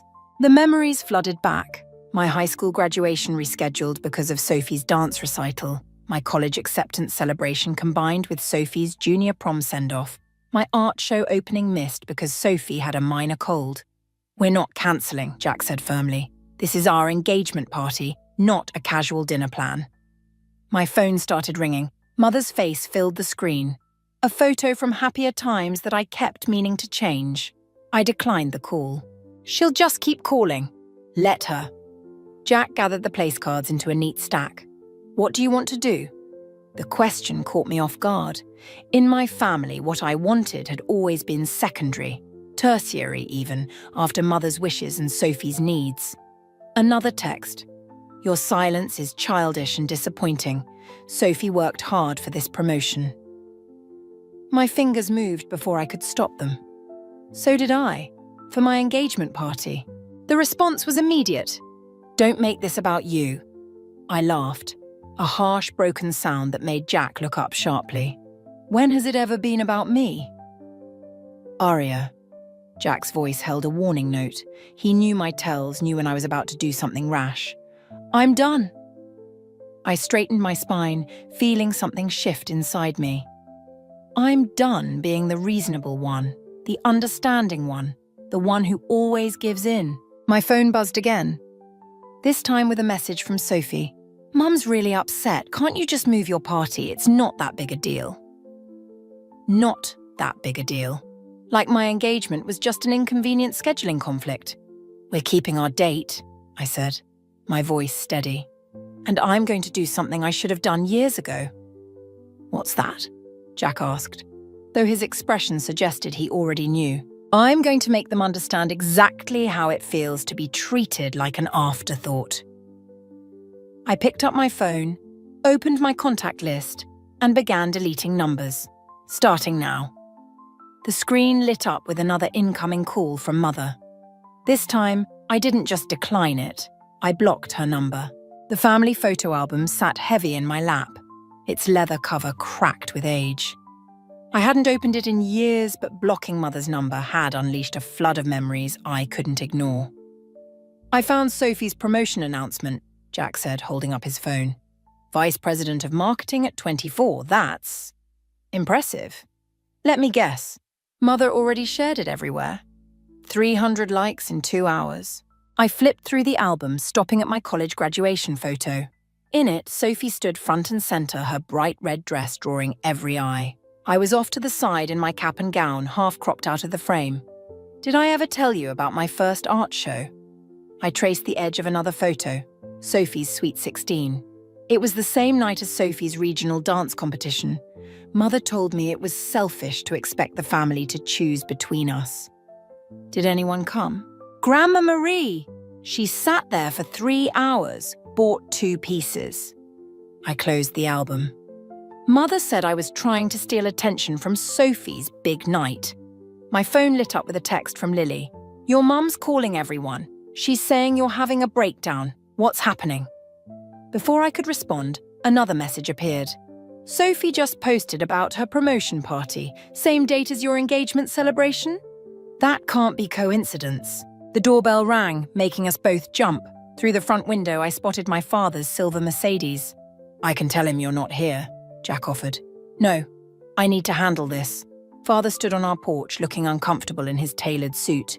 He always dressed like he was heading to a board meeting, even on weekends. Your mother's worried, he said, stepping inside without waiting for an invitation. She says you're not answering her calls. I'm sure she is worried.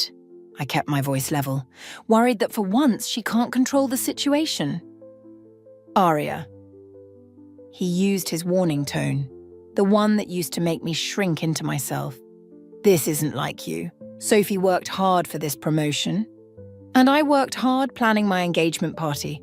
3 weeks of preparation, thousands in deposits. Money isn't the issue.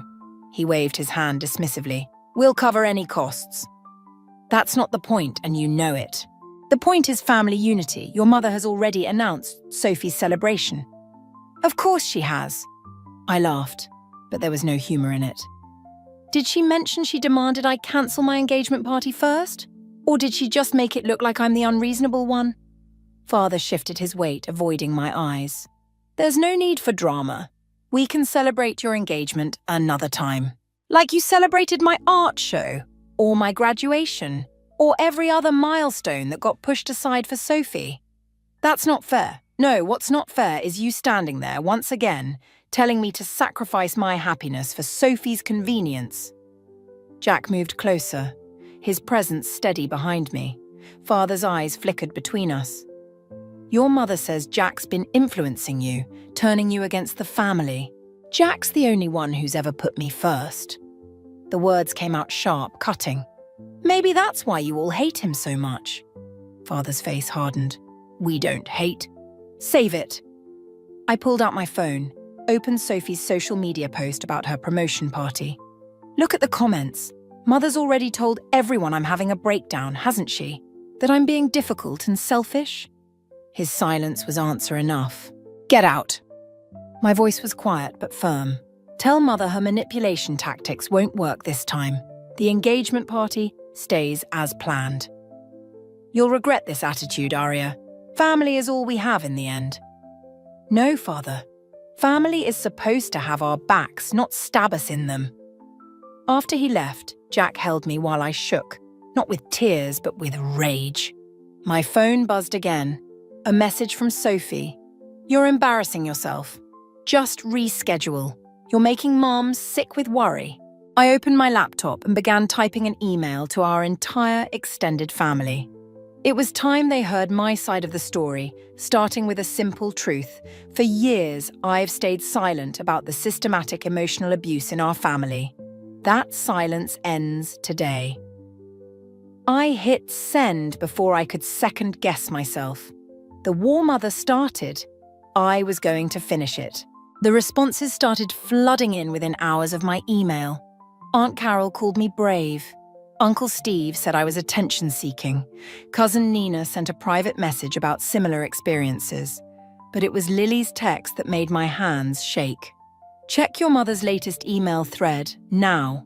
I found it buried in my spam folder. A group message to the entire family with the subject line, concerning Aria's mental state. Attached were carefully selected photos spanning years, each one doctored to paint a narrative. Me looking sullen at Sophie's graduation while everyone else smiled. Me standing apart at family gatherings. All carefully curated evidence of my supposed instability. She's been planning this, I whispered, scrolling through the thread. These photos go back years. Jack leaned over my shoulder, reading. She's gaslighting the entire family. Look at the timestamps. She sent this minutes after my email. She was prepared for me to fight back. My phone rang, Sophie's number. Against my better judgment, I answered.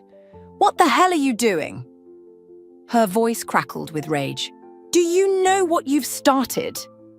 Funny, I was about to ask you the same thing. Did you help Mother collect those photos? A pause. Too long to be innocent. You're paranoid. Am I? Because someone had to send her those pictures of me at your college graduation. The ones where I look unstable because I had food poisoning. You're twisting everything. Like Mother twisted the truth about my art show? Tell me, Sophie, did you really have a dance competition that night? Or did Mother just tell everyone that? Another pause, heavier this time. What are you talking about? Check your old competition schedule. I did. There was no regional competition that weekend. Mother lied to everyone, including you. The silence stretched. I heard papers rustling on her end. That's not possible. Isn't it? She's been playing us against each other our whole lives, Sophie. I'm just the first one to say it out loud. A knock at the door interrupted us. Through the window, I saw Grandma Marie's familiar silhouette. I have to go, I told Sophie, but while you're fact-checking, look up when your company actually announced vice president promotions, because according to their website, they happened 2 months ago. I ended the call and opened the door. Grandma Marie stood there, clutching her ancient leather handbag and looking grimmer than I'd ever seen her. Your mother called me, she said, stepping inside. Told me to talk sense into you. But first, show me these emails everyone's talking about. I handed her my laptop. She read in silence, her expression darkening with each paragraph. Your mother's response, she finally said, reminds me of something your grandfather used to do. He'd rewrite history so convincingly, sometimes I'd doubt my own memories. Did you ever confront him? No. She closed the laptop. And I've regretted it every day since. But you should know your mother's latest email blast included something she thought would destroy you. My stomach clenched. What? Financial records, suggesting you've been stealing from the family business. The room tilted. I grabbed the counter for support. That's impossible. I've never even had access. Exactly. Grandma Marie's eyes glittered. And I have proof. I've kept every document since your grandfather made me company treasurer 30 years ago, including the real records that show who's been skimming money. Understanding dawned. Sophie, and your mother, covering for her. They've been doctoring books for years. She patted her handbag. I brought copies. I've been waiting for someone brave enough to stand up to them. My phone buzzed. Another email from Mother. Final warning. Retract your accusations, or tomorrow everyone learns what you've really been doing. I looked at Grandma Marie, saw the steel in her eyes matching my own resolve. Send me those records, I said. It's time to show Mother what real evidence looks like. Be careful, dear. Grandma Marie squeezed my hand. The most dangerous moment is when someone like your mother realizes they're losing control. I thought of all the years of manipulation, the carefully constructed lies, the orchestrated family drama. Good, I said. Let her feel what it's like to be powerless for once. As I drafted my response, attaching the real financial records, I felt something shift inside me. The last traces of doubt burning away in the face of cold, hard truth. The financial records spread across my kitchen table like a roadmap of betrayal. Each spreadsheet told its own story. Money siphoned from company accounts, fabricated expenses, all carefully hidden beneath layers of creative accounting. Sophie's signature appeared on document after document, alongside Mother's authorizing initials. My phone hadn't stopped buzzing since I'd forwarded everything to the family board members. Your sister's outside, Jack said, peeking through the curtains. She looks different. I joined him at the window. Sophie stood by her car, makeup-free, wearing old jeans instead of her usual designer clothes. She looked younger, almost vulnerable. Don't let her manipulate you, Jack warned. I know their tricks now. I opened the door before she could knock. Here to threaten me again. Sophie stepped inside, her movements uncertain. I came to ask why. Why what? Why did I expose the truth? Why did I stop letting Mother puppet master our lives? Or why did you steal from our family's company? She flinched. I didn't. It wasn't stealing. Mother said it was my rightful share, that Father would never properly compensate me otherwise. And you believed her? Like you believed her when she said I demanded to have my promotion party on your engagement date? Sophie's voice cracked. I never asked for that. I didn't even know about it until she announced it. I stayed silent, watching her unravel. The company's launching an audit, she continued. I'll lose my job, my reputation, everything I've worked for, everything you stole for. I didn't know! She slammed her hand on the counter. Mother handled all the paperwork.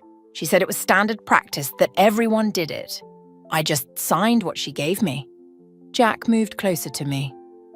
Why are you really here, Sophie? She pulled out her phone, hands shaking. Because of this.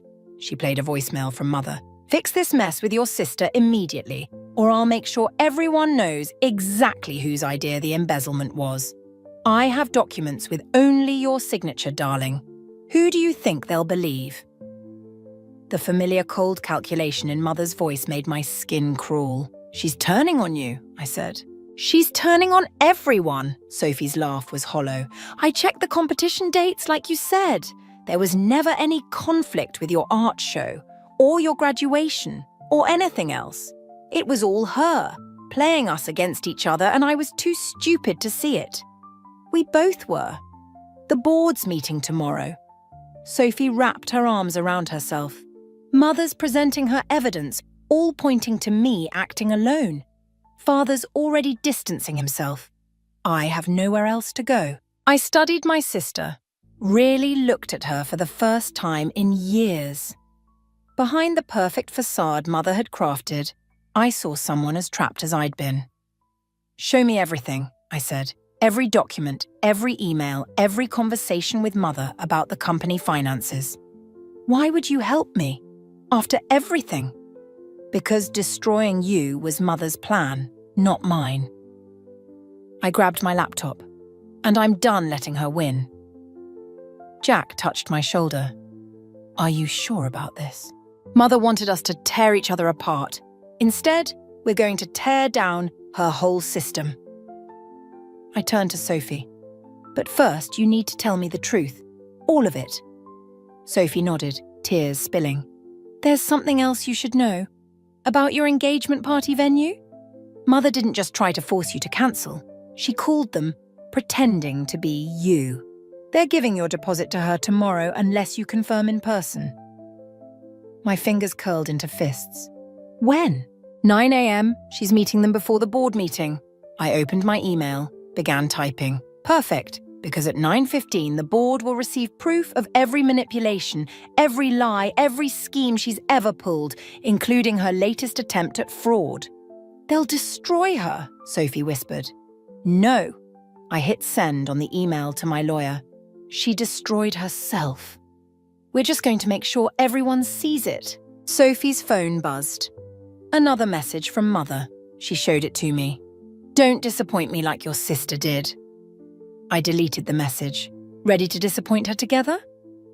For the first time in years, my sister's smile matched mine. Genuine, determined, and just a little bit dangerous. Let's end this, she said. The country club's dining room fell silent as I walked in, whispers following in my wake. Mother sat at her usual corner table, holding court with her social circle. Her eyes met mine, and for a moment, I saw genuine surprise crack through her perfect mask. Darling, she called out, voice honey-sweet, I didn't expect to see you here. Clearly. I approached their table, noting how her friends shifted uncomfortably. Is that why you felt safe spreading rumors about Jack's gambling addiction? One of her friends, Mrs. Henderson, choked on her mimosa.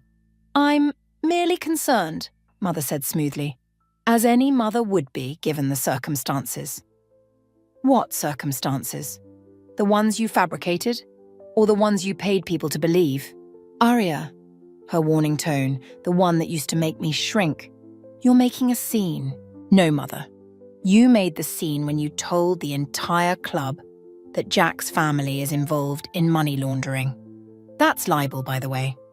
His law firm is very interested in discussing it. The colour drained from her face. You wouldn't dare. Check your email. Their cease and desist letter arrived an hour ago. Mrs. Henderson and the others began gathering their purses, murmuring excuses. Mother's fingers tightened around her water glass. Why are you doing this? Because you left me no choice. Did you really think I wouldn't find out about you impersonating me to cancel my venue booking? A flash of panic crossed her features, quickly masked. I don't know what you're talking about. The venue manager recorded the call, Mother. Standard practice for contract changes. Would you like to hear your performance? She stood abruptly. We should discuss this privately.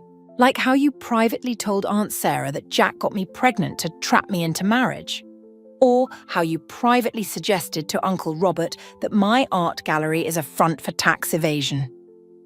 Everything I've done has been to protect you. From what? Happiness? Independence? The ability to exist without your control? You're hysterical. She reached for my arm. This is exactly why... I stepped back. Touch me and I'll add assault to the lawsuit. Her mask cracked completely. You ungrateful little... Mother! Sophie's voice cut through the tension. She stood in the doorway holding a manila envelope. The board members are asking for you. Something about unauthorized transfers from the company accounts. Mother's face went from rage to calculation in an instant. Sophie, darling, perfect timing. Tell them. I already told them everything. Sophie moved to stand beside me, including how you forged my signature on half those documents. I made you! Mother's voice rose, drawing stares from nearby tables. Everything you are, everything you have, is built on lies, I finished, but that stops today. You think anyone will believe you over me? I've spent years building our family's reputation, while destroying ours. Sophie opened the envelope, spreading photos across the table. Grandma Marie kept everything, Mother.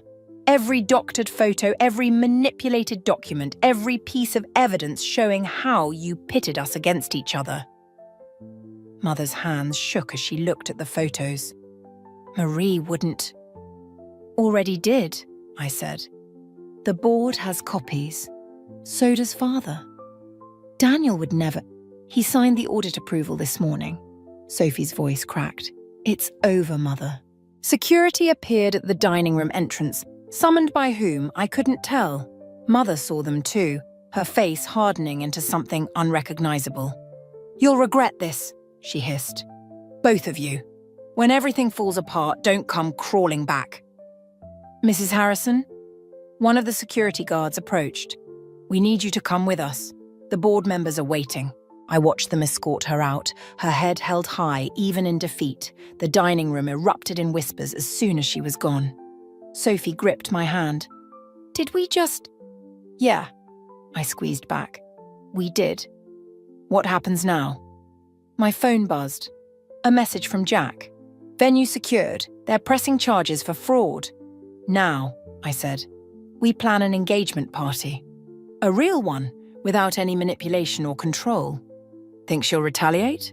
I looked at the scattered photos on the table, years of evidence of Mother's machinations. Probably, but this time we're ready for her. Sophie picked up one of the photos, us as children, before Mother's games tore us apart. We should have done this years ago. We weren't strong enough then.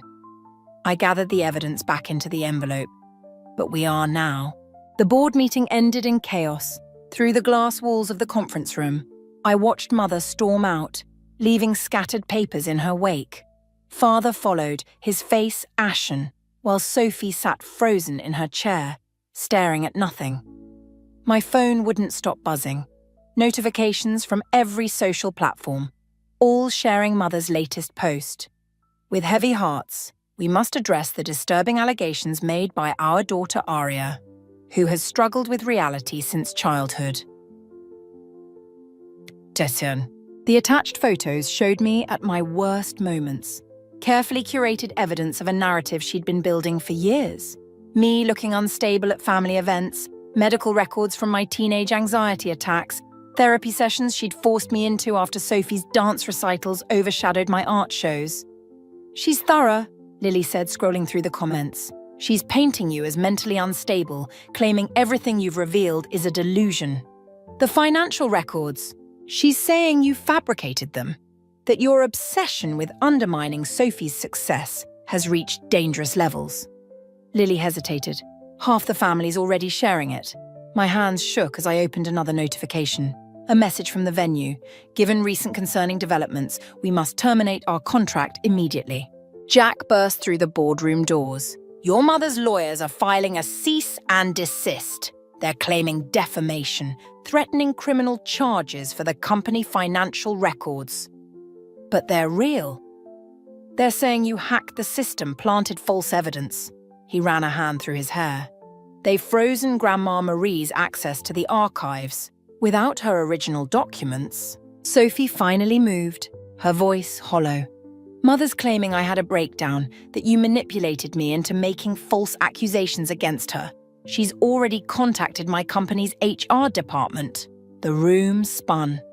Everything we'd gathered, every piece of evidence, every careful plan, Mother had anticipated it all, laid her trap, and waited for us to walk right into it. My phone buzzed again. A text from Father. Your mother is willing to forgive this episode if you agree to intensive treatment. Don't force us to take legal action. She's going to win, I whispered. She always wins. No. Jack grabbed my shoulders. We can fight this. Your grandmother is being evaluated for cognitive decline according to Mother's latest update. Lily showed us the post. She's suggesting Marie's memory can't be trusted. The conference room door opened. Nina slipped in, looking pale. Aunt Megan's at the hospital with Grandma Marie. She collapsed after the lawyers left. What? Sophie stood so fast her chair toppled. That's impossible. She was fine this morning. Mother's post just went live, Lily interrupted. Devastated by the strain of her granddaughter's accusations, beloved family matriarch Marie Harrison suffered a stress-induced cardiac event. My legs gave out. Jack caught me before I hit the floor. She's using Grandma Marie's condition to prove how destructive I am. The realization felt like acid in my throat. She's turning my own revenge into proof of my instability. Sophie's phone chimed. The company's suspending me pending investigation. Mother's lawyers submitted evidence that I was coerced into making false allegations. We have to retract everything, Nina said quietly, before she destroys you both completely. If we do that, she wins. But my voice lacked conviction. She already has. Sophie's laugh was bitter. She planned for this, Arya. Every move we made, she was 10 steps ahead. My engagement party invitation sat on the conference table, elegant and mocking. All I'd wanted was one day that was mine, one moment without Mother's manipulation. Instead, I'd given her exactly what she needed to prove her point. What do we do now? Sophie asked. Before I could answer, every phone in the room buzzed simultaneously. A group message from Mother. Your father and I are deeply concerned about this destructive behavior. We've arranged for immediate intervention. The facility comes highly recommended. Attached was a brochure for a private mental health hospital. She's going to have me committed. The words felt distant, unreal. She's going to use everything I've done as proof that I'm unstable.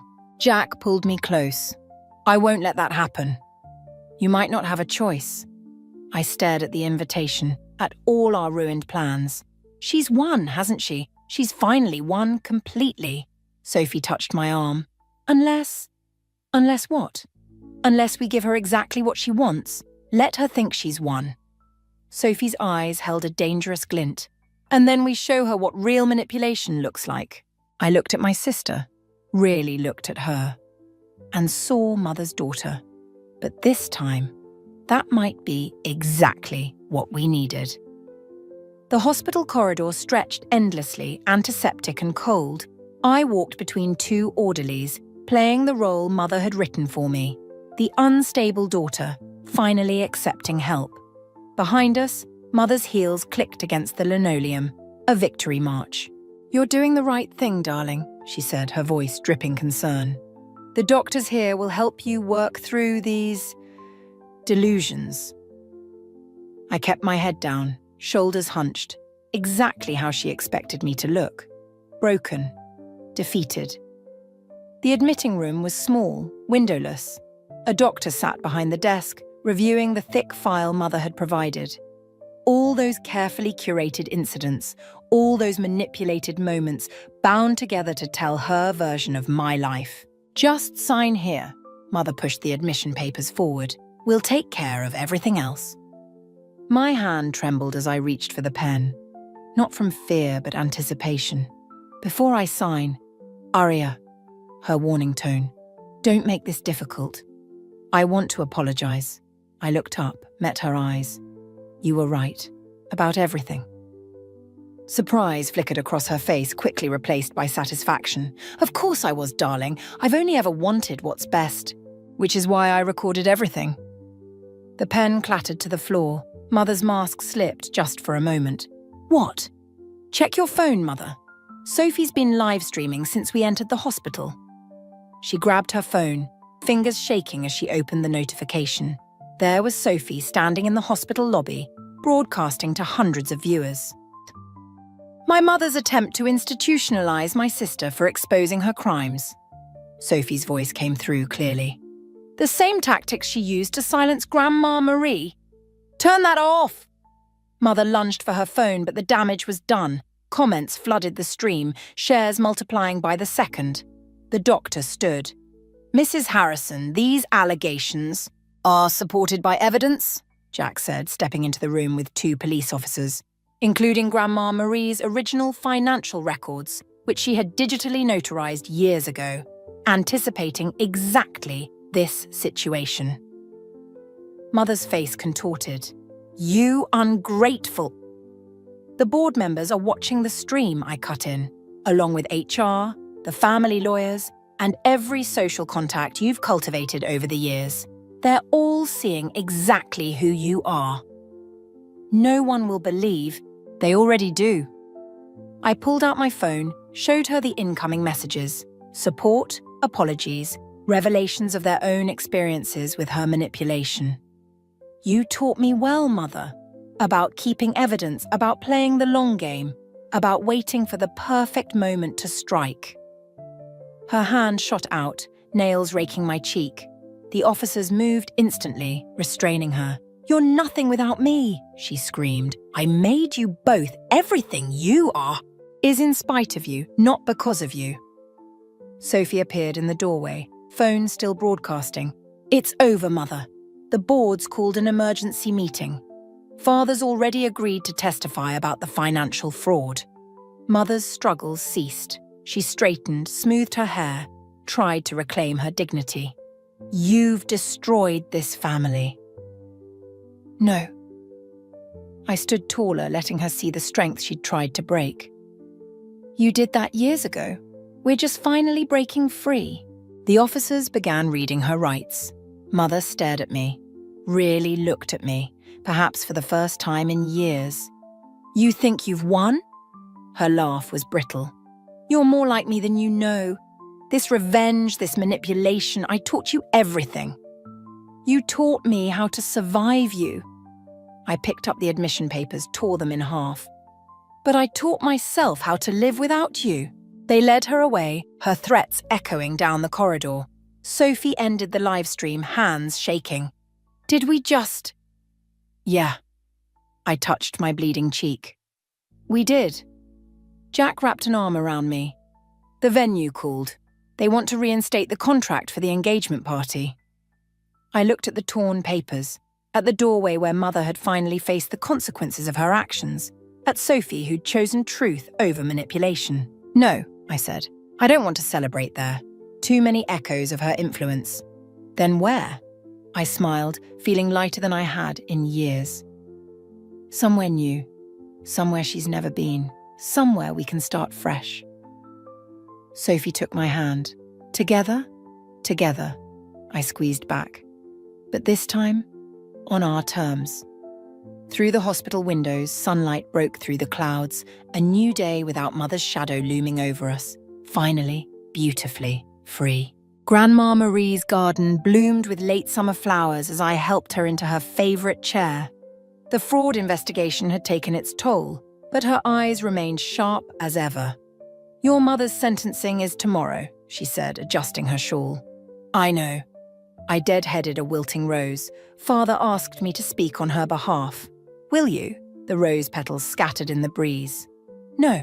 Sophie appeared with a tea tray, setting it carefully on the garden table.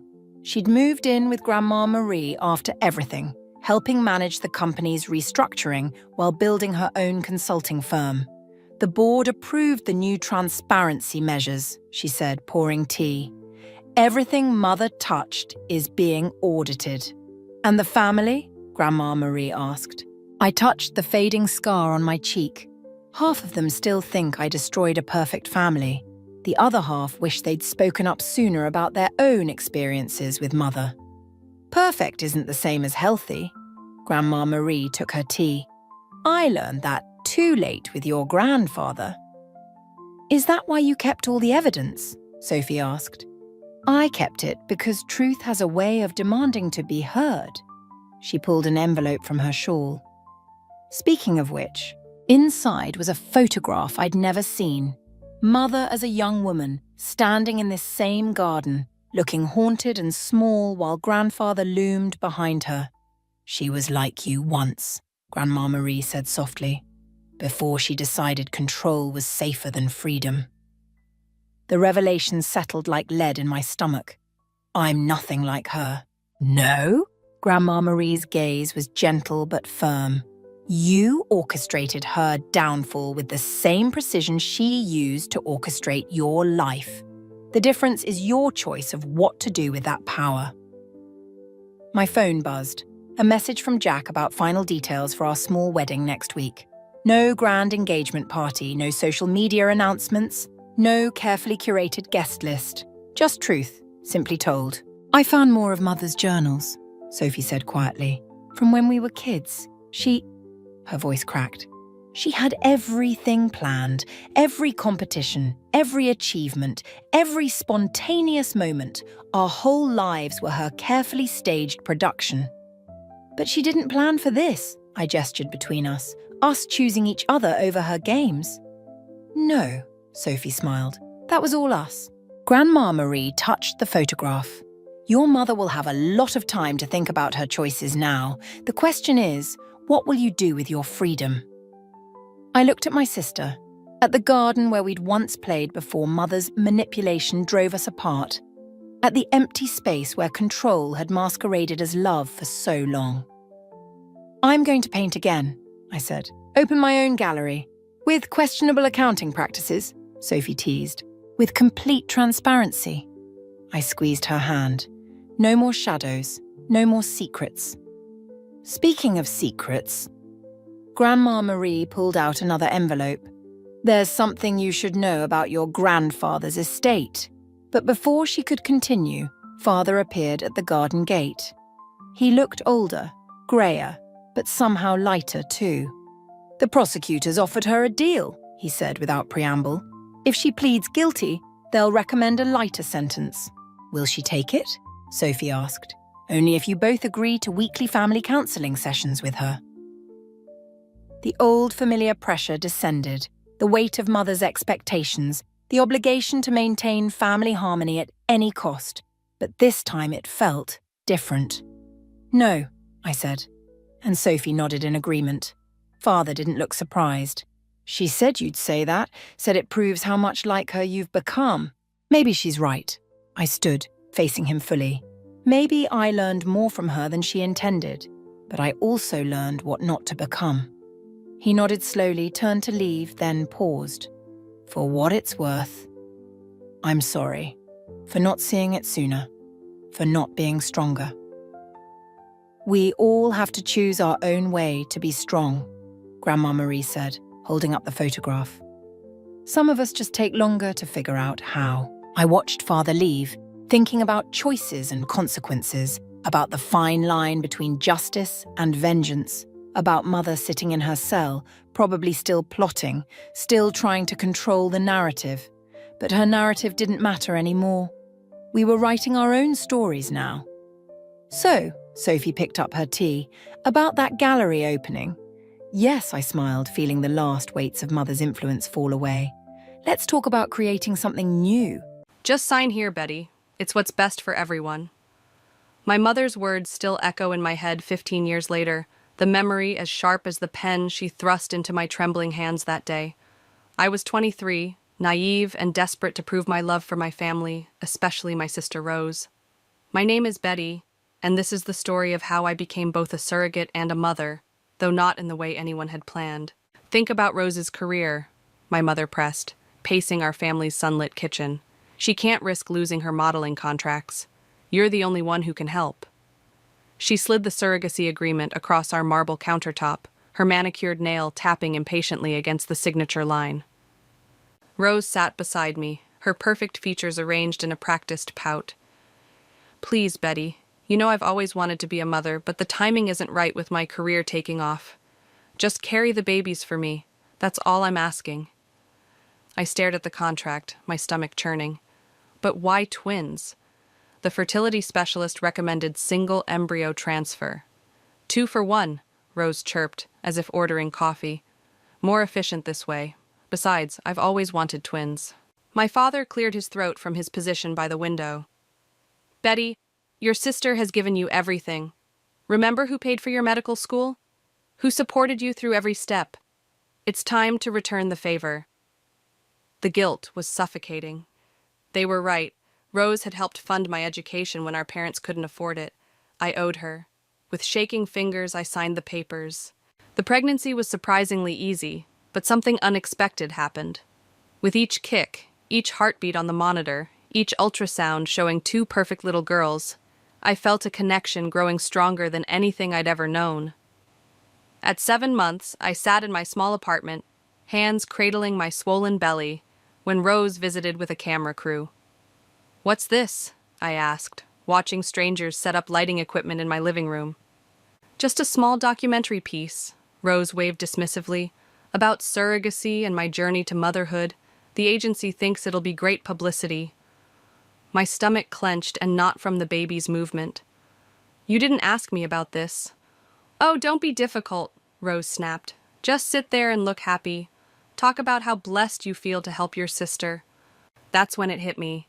The years of manipulation, the constant guilt-tripping, the way Rose had held her financial support over my head. These babies, growing inside me, deserved better than to be props in their aunt's publicity stunt. "No," I said quietly. "What?" I said no. I stood up, one hand protectively over my belly. "Get out. All of you." Rose's perfectly plucked eyebrows drew together. "Don't be ridiculous. You signed a contract. A contract I'm willing to fight in court." My voice grew stronger with each word. "These are my babies too. Biologically, legally, I have rights."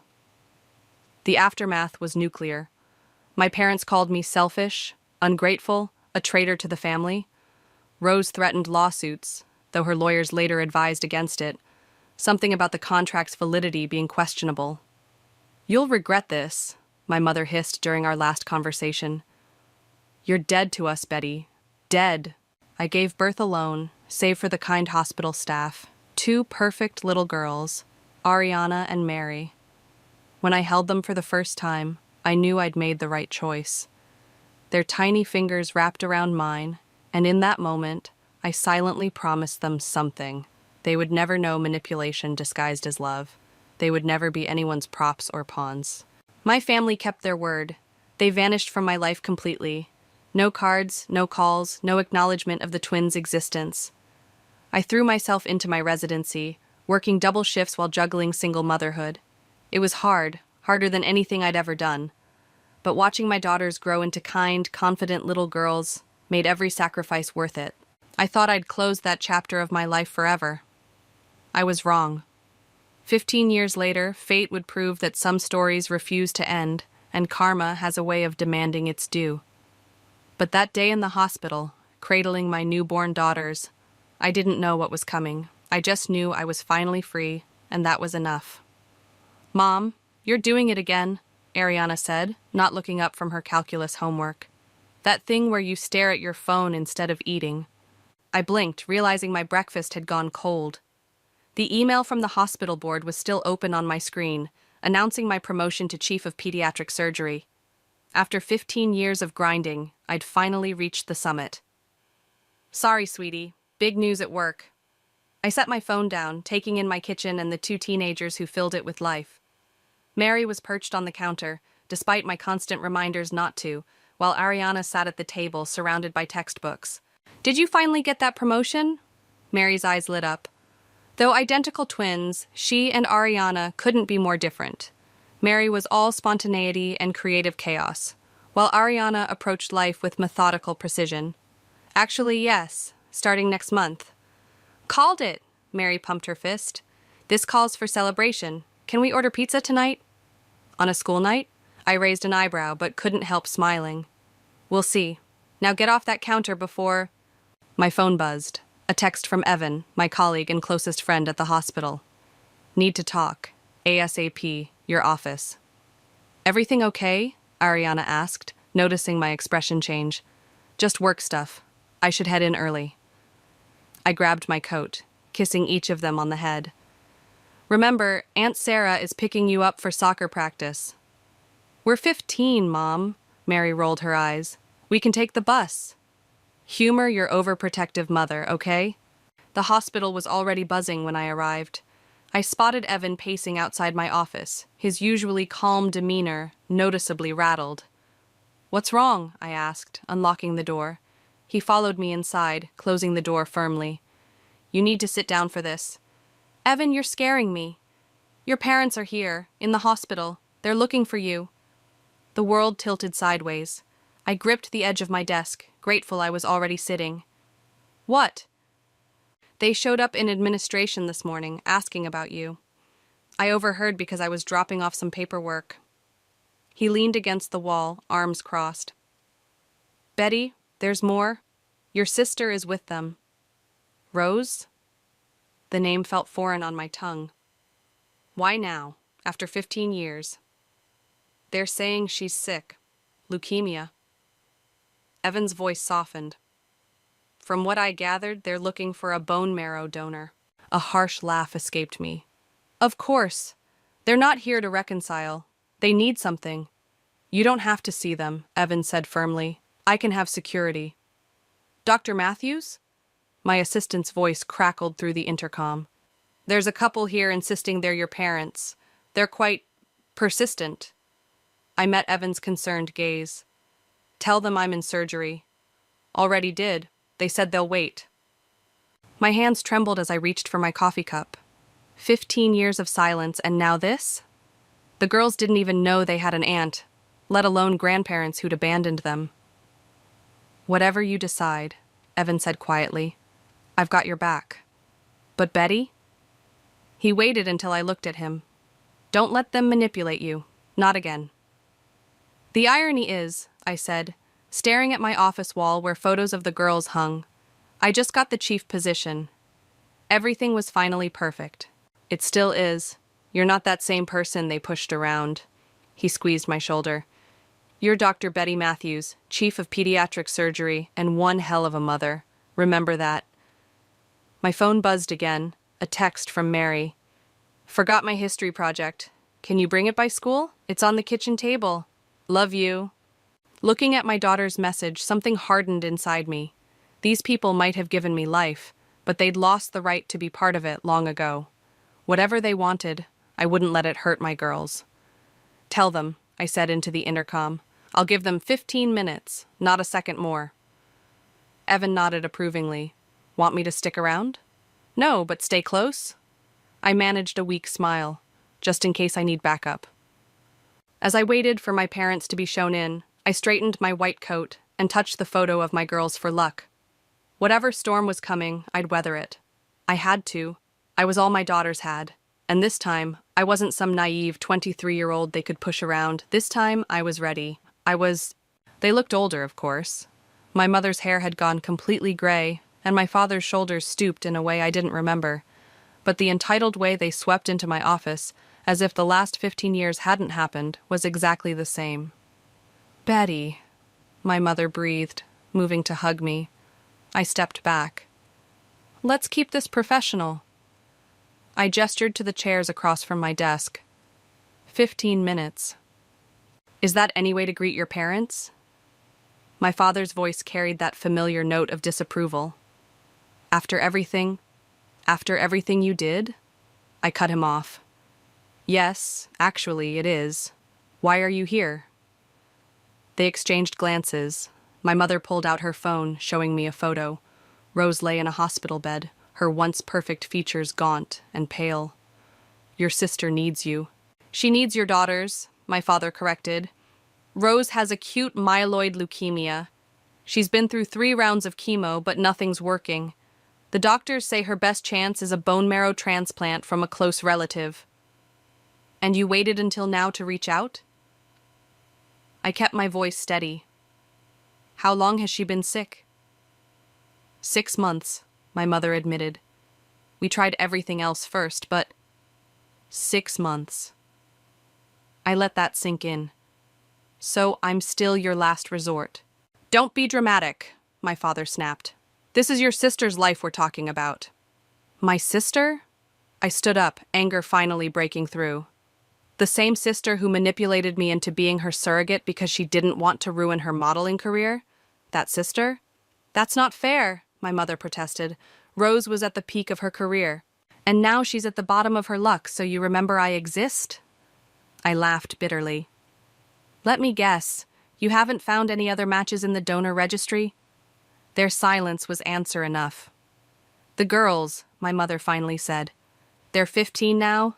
We'd like to meet them. Absolutely not. They're Rose's daughters. My father's fist hit my desk. They have a right to know their mother. The words hung in the air like poison. I leaned forward, my voice deadly quiet.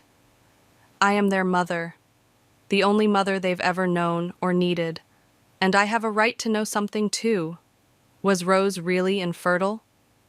They froze. My mother's hand flew to her throat, an old tell I remembered from childhood. I want DNA tests, I continued. Before we discuss anything involving my daughters, I want proof of Rose's biological claim to them. That's ridiculous, my father blustered. The surrogacy agreement, the same agreement your lawyers advised Rose not to enforce? I pulled out a document from my desk drawer. I've kept copies of everything, including the fertility clinic paperwork that seemed oddly vague about certain details. Betty, please, my mother's voice cracked. Rose is dying, and I'm sorry about that, truly, but my daughters aren't bargaining chips. I stood up. If you want to pursue this, we do it my way. Full DNA testing, complete medical history, and legal documentation. Otherwise, there's the door. You've become hard, my father said accusingly. No, I've become strong. There's a difference. I checked my watch. Your 15 minutes are up. My assistant will give you my lawyer's contact information. Any future communication goes through her. They stood slowly, my mother wiping tears I wasn't sure were genuine. At the door, she turned back. Do they know anything about us? They know they're loved. That's all they've ever needed to know. After they left, I sank into my chair, hands shaking. Evan appeared minutes later with coffee. That bad? Worse, I told him everything. Am I wrong to demand the DNA tests? No, he said firmly. You're protecting your kids. But Betty? He hesitated. What if the tests show what you suspect, that Rose was never infertile? I stared at the family photo on my desk. Then 15 years of lies come crashing down, and karma finally comes calling. My phone buzzed, a text from Mary. Thanks for bringing my project. Love you tons. Best mom ever. Looking at those words, I knew I'd walk through fire to protect what I'd built. My daughters deserved the truth, whatever it might be. And if that truth burned down the carefully constructed lies my family had built, well, some things needed to burn. I picked up my phone and called my lawyer. It was time to uncover what really happened 15 years ago, no matter the cost. The DNA results arrived on a Tuesday morning, delivered to my office in a sealed envelope. I stared at it for an hour before Evan knocked on my door. You haven't opened it yet, have you? He set down 2 cups of coffee and closed the door. I'm afraid, I admitted, pushing the envelope toward him. You do it. He picked it up, carefully breaking the seal. I watched his eyes scan the document, his expression shifting from neutral to shocked. Betty, he looked up. You're the biological mother. Both eggs were yours. The room spun. Even though I'd suspected it, hearing the confirmation knocked the wind out of me. How? They told me they used Rose's eggs. There's more. Evan flipped through the pages. The fertility clinic included their records. The eggs were harvested from you during what they told you was a preparatory procedure. Rose never underwent any fertility treatments there. She lied. My voice sounded distant to my own ears. They all lied. But why? Money, a voice said from the doorway. We both turned to see Sarah, my closest friend and the girl's godmother, standing there. Sorry, I overheard. But think about it. Wasn't Rose's big modeling contract right after? The memories flooded back. Rose's magazine covers, the luxury car, the beach house, all appearing shortly after I'd signed the surrogacy agreement. The pregnancy would have cost her the contract, I whispered, so she used me instead. And your parents helped her do it, Sarah added, her voice hard. Have you told the girls? Not yet. I don't even know how to start that conversation. My phone buzzed, a text from my mother. Rose is getting worse. Have you made a decision about the girls? I need to tell them tonight, I said, looking at my friends, before this gets any more complicated. That evening, I gathered Ariana and Mary in our living room. They must have sensed something was wrong because they didn't even argue about putting their phones away. Mom? Ariana's forehead creased with worry. Are you okay?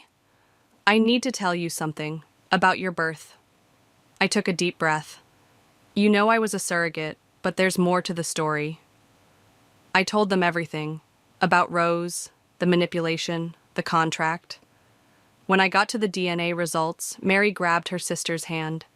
So this aunt we've never met? She's not really our mother at all? Mary's voice trembled. You are? Completely? Yes. I watched their faces carefully. I'm sorry I didn't tell you the whole truth before. I thought I was protecting you. From what? Ariana asked quietly. From feeling unwanted. From knowing your aunt and grandparents chose money and career over you. But you didn't, Mary said fiercely. You chose us. Ariana stood up suddenly, pacing the room. They're back, aren't they? That's why you're telling us now. Yes, your Aunt Rose is sick. They want to test you as potential bone marrow donors. No. Ariana's response was immediate. They abandoned us for 15 years. They don't get to use us now. Ari, I said gently, I'm not asking you to decide anything right now. I just needed you to know the truth. I want to meet them, Mary said suddenly. We all turned to look at her. Not to help. I just want to see the people who thought they could throw us away. Mary! Ariana looked shocked. What? Don't you want to look them in the eye? Tell them what they missed? I watched my daughters, Mary's righteous anger, Ariana's protective instincts, and saw myself in both of them. Strong, resilient, unwilling to be manipulated. Whatever you decide, I said carefully, we do it together. No one pressures you. No one makes you feel guilty. Your bodies, your choice. Like it should have been your choice? Ariana asked softly. The question hit me hard. Yes, exactly like that. My phone buzzed again. Evan this time. Your parents are pushing for a meeting with the girls. What do you want me to tell them? Looking at my daughters, I saw the same strength that had helped me defy my family 15 years ago. Whatever came next, we'd face it together. Mom? Mary's voice pulled me back. We're okay. Really.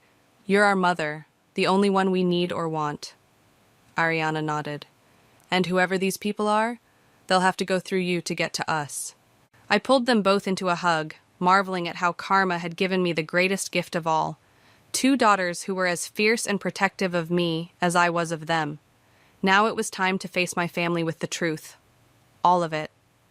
You've got everything? Evan asked, reviewing the documents spread across my office desk.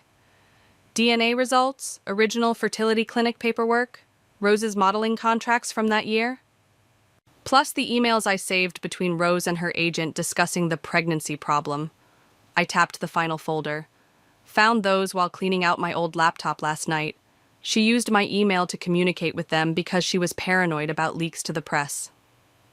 Careless of her, Sarah commented from her perch on my office couch, almost like she never expected you to stand up for yourself.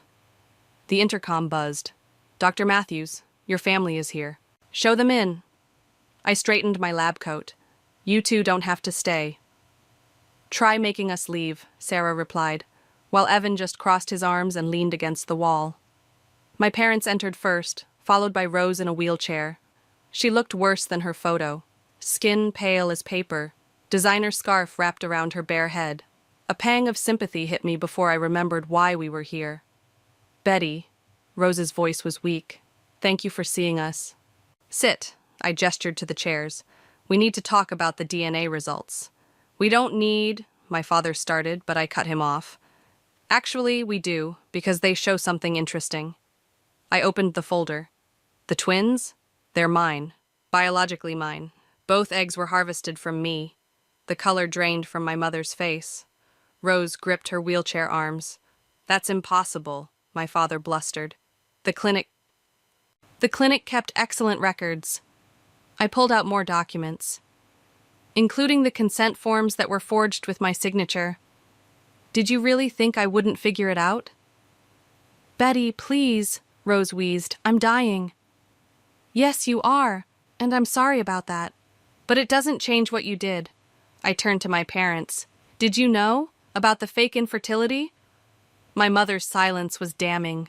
Of course they knew, Sarah spoke up from the couch. They probably helped plan it. The timing was too perfect with Rose's contract renewal. $3 million, I said quietly. That's what the contract was worth, right, Rose? The one you couldn't risk losing by getting pregnant? You don't understand, Rose whispered. My career was everything. And my daughters were nothing? I stood up. You let me believe for 15 years that I was just an incubator. You made me feel guilty for wanting my own children. We did what was best for the family, my father insisted. Best for Rose, you mean? Evan's voice was cold. Like always. I pulled out one final document. This is a restraining order. My lawyer filed it this morning. You don't contact me, my daughters, or anyone associated with us. You can't do this. My mother shot to her feet. Rose needs to live with her choices. I met my sister's desperate gaze, just like I've lived with mine. They're my daughters, too. Rose tried to stand but stumbled. Our father caught her. No, they're not. Legally, morally, or biologically, they're mine, and they know everything now. You told them? My mother's voice rose. How could you? Because, unlike you, I don't build relationships on lies. I pressed the intercom. Security will escort you out. Any further communication goes through my lawyer. Betty. Rose reached for my hand. I stepped back. Please, I'm scared. For a moment, I saw my sister as she used to be, before the modeling, before the lies, the girl who used to read me bedtime stories and braid my hair. But that sister was gone, replaced by someone I didn't recognize. I hope you find a donor match, Rose. I really do, but it won't be my daughters. Security arrived to escort them out. As they left, my mother turned back. You'll regret this. When Rose dies, I interrupted. It will be sad, but my conscience will be clear. Can you say the same? After they left, Sarah and Evan moved to my side. You okay? Evan squeezed my shoulder. No, I admitted. But I will be. My phone lit up with a text from Mary. Mom, Ari, and I made dinner. Well, we ordered pizza. Same thing, right? Love you. Looking at that message, I felt the weight of 15 years lift from my shoulders. The truth was finally out. The lies were exposed. And somewhere in the universe, karma was nodding in approval. Come on, Sarah grabbed my purse. Let's get you home to those amazing daughters of yours. Amazing indeed. And completely, undeniably, mine. The next morning, I found Ariana and Mary waiting in the kitchen, still in their pajamas despite it being nearly noon on a Saturday. We want to meet them, Ariana announced without preamble. Both of us, Mary added. We talked about it all night. I set down my coffee mug. Are you sure? You don't owe them anything. We know, Ariana said, but we want to look them in the eye, show them what they threw away. Mary nodded. Plus, I have some choice words for Aunt Rose about using you like that. Mary, I couldn't help but smile. No choice words necessary, but if you're sure about this... We are, they said in unison. 2 hours later, we sat in a private hospital conference room. Evan had arranged it, insisting on neutral ground. He stood by the door like a sentinel while Sarah sat beside me for moral support. When my parents entered with Rose, Mary grabbed my hand under the table. Ariana sat straighter, chin lifted in defiance. "Girls," my mother breathed, tears forming, "you're so beautiful." "We look like our mom," Mary said pointedly. "Our real mom." Rose flinched in her wheelchair. She looked even worse than yesterday, if that was possible. "Please," she whispered. "I know I don't deserve your help, but—" "You're right," Ariana cut in. "You don't deserve our help. Do you know what we found last night? Old articles about your modeling career? The interviews where you talked about wanting children someday, while our mom was raising us alone?" "I was young," Rose protested. "Scared of losing everything." "So you made our mom lose everything instead?" Mary's voice shook with anger. "Her family, her support system, everything except us?" "We were trying to help everyone," my father started. "Help everyone?" Ariana laughed harshly. "You threw Mom away like garbage, treated her like an incubator, and now you want our bone marrow because karma finally caught up with you?" The room fell silent. Rose started crying. My mother reached for tissues, and my father looked like he'd been slapped. "Girls," I said softly, "you don't have to—" "No, Mom, we do." Mary stood up. "Because they need to hear this. We're not their backup plan. We're not their second chance. We're your daughters, the ones you chose to keep and love when everyone else chose money and fame." "The doctors say I have weeks, maybe days," Rose sobbed. "Please, I'm begging you." Ariana stood too. "Then use those days to make peace with your choices, because we've made peace with ours. We choose our mom, the one who was there for every skinned knee, every school play, every midnight fever, the one who worked double shifts to give us everything we needed." "We're leaving now," Mary announced. "Don't contact us again. Don't try to guilt us. We know who our family is, and it's not you." As my daughters walked out, heads held high, I saw myself in them, the strength I'd found 15 years ago to defy my family and choose love over obligation. "Betty," my mother pleaded, "talk to them, make them understand." "They understand perfectly," I said, standing. "They understand that family isn't about DNA or obligation, it's about choice, and they've made theirs." "I'm dying," Rose whispered. "Your daughters are letting me die." "No, Rose, your choices are letting you die, the same choices that killed our relationship 15 years ago." I moved toward the door. "I hope you find peace with that." Outside, I found my daughters hugging Evan and Sarah. "You okay?" I asked, pulling them close. "Better than okay," Ariana said. "I feel free." "Like we finally got to stand up for you," Mary added. "The way you stood up for us before we were even born." My phone buzzed, a text from my mother. "This can't be how our story ends." Looking at my daughters, strong and fierce and compassionate in all the ways that mattered, I knew she was wrong. This wasn't an ending at all. It was a beginning, one without lies, without manipulation, without guilt. "Ice cream?" I suggested. "I think we all earned it." "Mom," Mary rolled her eyes, "it's not even 2 o'clock." "Perfect time for ice cream," Evan chimed in.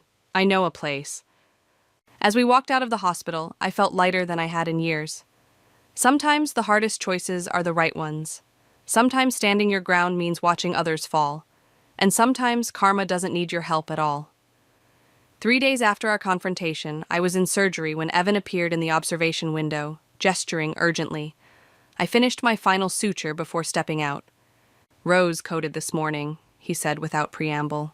"They brought her back, but she's on a ventilator now." I leaned against the wall, letting my surgical cap dangle from my fingers. "How long?" "Days, maybe hours. Your mother's been calling the hospital nonstop." "The restraining order is still in place," he assured me. "But Betty, she's asking for you. Just you, not the girls." I closed my eyes, remembering the last time Rose had really asked for my help. Look how that turned out. I'll think about it. When I got home that evening, I found the girls in Mary's room, huddled over Mary's laptop. "Mom," Ariana called out, "come look at this." On the screen was an old YouTube video, Rose's last major interview before retiring from modeling. The timestamp showed it was from 14 years ago. I've always wanted children, Rose was saying, perfectly made up and poised. But sometimes life has other plans. My sister was kind enough to be our surrogate, but... She dabbed at her eyes with a tissue. She became unstable, possessive. Sometimes the people you trust the most hurt you the deepest. Turn it off, I said quietly. We found dozens of these, Mary's voice shook with anger. She spent years painting you as the villain. While you were working night shifts to put food on our table, she was telling the world you were unstable. And now she's dying, Ariana added. Karma's not just a bitch, it's a precise one.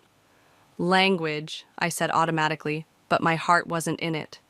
My phone buzzed, a text from Sarah. Your mother's at my house. Says Rose is asking for forgiveness. What do you want me to do? Mom? Mary touched my arm. Are you going to see her? I don't know. I sank onto Mary's bed. Part of me wants to let her go without giving her the peace she's asking for. But that's not you, Ariana said softly. You're not them. You're better.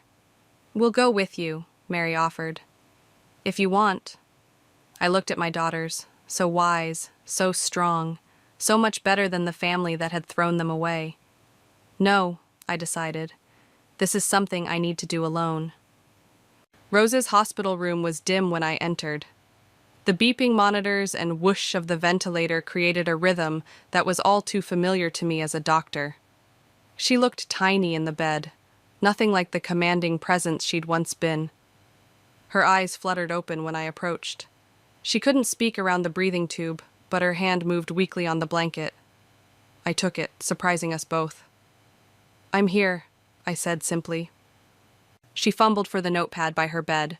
Her handwriting was shaky. I'm sorry. I know. The girls? Are home. Safe. Loved. I kept my voice neutral. Which is where they've been for 15 years. Tears rolled down her sunken cheeks as she wrote, I was wrong. About everything. Yes, you were. Can't change past. But need you to know I'm proud. Of you. Of them. I felt my own tears starting. You should be. They're amazing. And they're mine. In every way that matters. I know. Her hand trembled as she wrote, You were always stronger. Better. I was jealous. The monitors started beeping faster. A nurse appeared in the doorway, but I waved her off. I knew what was coming. Rose, I said, leaning close, I forgive you. Not for you, but for me. I'm letting go of all of it. Her eyes filled with tears as she wrote one last shaky message. Thank you, little sister. The monitors started screaming 30 minutes later. I stepped back as the code team rushed in, but I knew it was too late. Rose was gone. In the hallway, I found Evan waiting. The girls? He asked. Called Sarah to stay with them. I let him pull me into a hug. She's gone. Are you okay? No, I admitted, but I will be. My phone lit up with a text from Mary. Love you, Mom. Come home soon. Home. To my real family. To the life I'd built from the ashes of betrayal. Let's go, Evan said gently. Your daughters are waiting. As we walked out, I realized something. Sometimes forgiveness isn't about the person you're forgiving. Sometimes it's about finally setting yourself free. 6 months after Rose's funeral, I sat in my backyard watching my daughters set up for their 16th birthday party. The autumn air was crisp and fairy lights twinkled in the growing dusk. Mom! Mary called from the patio. Evan's here with the cake. I smiled, watching him carefully balance an enormous box while navigating through the gate. Over the past months, he'd become a constant presence in our lives, his quiet support evolving into something more. Need help? I asked, taking the box. I've got it, he grinned, stealing a quick kiss. Though I'm still not sure why you let the girls talk you into a sweet 16 party. Because they deserve it, I said simply. Every normal teenage moment they can get. The party was in full swing when Sarah arrived, looking unusually serious. She pulled me aside. Your parents are at my house again, she said quietly. They want to give the girls something. From Rose. My chest tightened. What? Letters? She wrote them before, you know. And there's something else. She left the girls her estate. I watched Ariana and Mary laughing with their friends, so carefree and happy. What do you think? I think, Sarah said carefully, that you've raised two amazing young women who can make their own choices about their past. After the party, when the last guest had left and Evan was helping clean up, I gathered the girls on our old porch swing. Rose left you something, I said. Letters, and apparently her estate. They exchanged looks. What do you want us to do? Ariana asked. It's not my decision. You're old enough to choose. But you're our mom, Mary said firmly. Your opinion matters. I took a deep breath. I think sometimes the universe gives us chances, not to change the past, but to make peace with it. The next day, we met my parents at Sarah's house. They looked smaller somehow, grief and time having worn them down. My mother held out 2 envelopes and a legal document. She wrote these the night before. She trailed off, and she changed her will that same day. The girls took the letters, but left the will on the table. We don't want her money, Ariana said firmly. But, Mary added, we'll read what she wrote. My father stepped forward. We wanted to say, we were wrong, my mother finished, about everything, and we're sorry. Sorry doesn't fix 15 years, I said quietly. No, she agreed. But maybe we can try to fix the next 15. The girls looked at me, then at each other. Finally, Ariana spoke. We have conditions, she said. First, you acknowledge Mom as our only mother, always. Second, Mary continued, you respect our boundaries, no guilt trips, no manipulation. And third, they said together, you accept that we're a package deal, all or nothing. My parents nodded, tears streaming down my mother's face. Later that night, after everyone had gone home, I found the girls in our living room, Rose's letters open between them. She knew, Mary said softly, about being wrong, about karma. She wrote that watching us walk away that day made her finally understand what she'd thrown away. She said she hoped we'd grow up to be like you, Ariana added, strong enough to stand up for what's right. I pulled them close, breathing in the scent of their shampoo, feeling their hearts beat against mine. Mom? Mary's voice was muffled against my shoulder. Are we doing the right thing? Giving them another chance? I think, I said carefully, that forgiveness doesn't mean forgetting. It means choosing to move forward, carrying lessons instead of bitterness. The doorbell rang. Evan, bringing the leftover cake he'd promised to save. Your timing is perfect, I called out as he entered. We're having a moment. Those seem to be happening a lot lately, he smiled, setting down the cake and joining our group hug.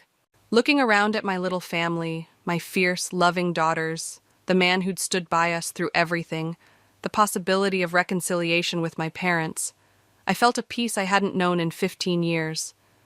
Sometimes karma comes to collect its debts. Sometimes it offers a chance at redemption. And sometimes, if you're very lucky, it gives you exactly what you need.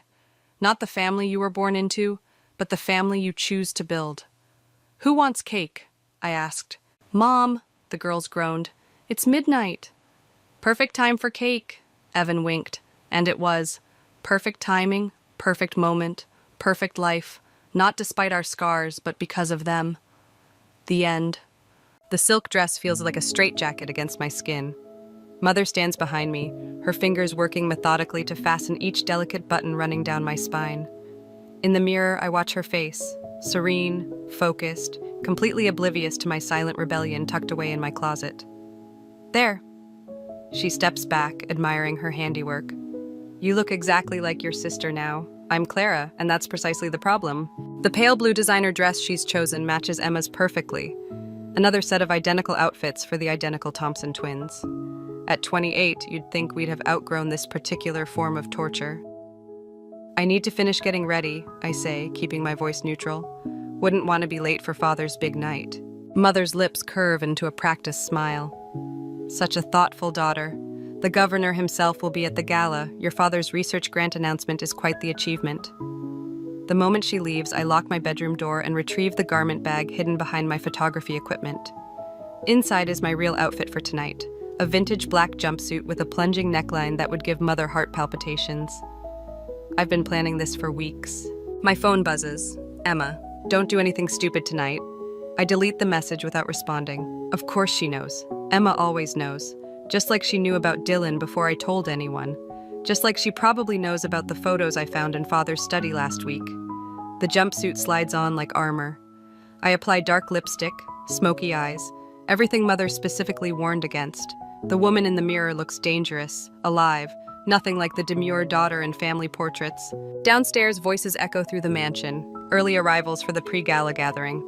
I check my phone again, 7:15 p.m., right on schedule. I take a deep breath and open my bedroom door. The hallway stretches before me like a runway, family photos watching from their perfect frames. Mother's voice carries up the stairs, that special tone reserved for impressing guests. Clara, everyone's waiting, darling. I descend the stairs slowly, savoring each sharp intake of breath as people notice me. Conversation dies. Mother's face goes slack with horror. Emma, pristine in her pale blue dress, watches me with a mixture of pity and resignation. Father emerges from his study, already frowning. Clara, what is the meaning of this? Just expressing myself, I say sweetly. Isn't that what you always encouraged, Father, being true to ourselves? His jaw tightens. Several guests suddenly become very interested in their drinks. Mother steps forward, voice low and dangerous. Go change. Immediately. No. The word hangs in the air like a gunshot. Emma winces. I said, go change.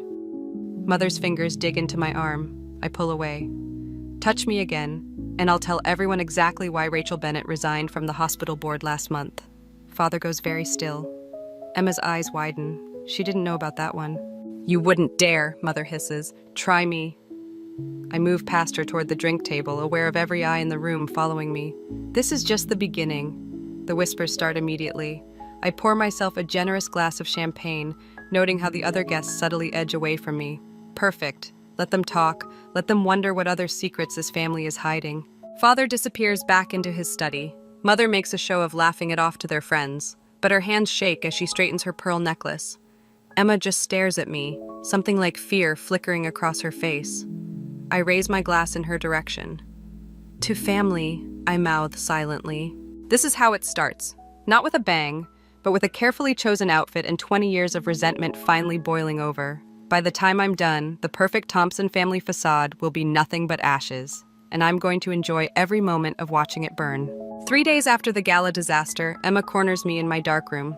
The red safety light casts shadows across her face as she watches me develop prints from Father's event, particularly the ones capturing Mother's mortification and his barely contained rage. You're playing with fire, she says, picking up a still wet photo. Rachel Bennett called the house this morning. My hands stay steady as I work, but my pulse quickens. Did she? How fascinating. Stop it, Clara. Whatever game you're playing, you need to end it now.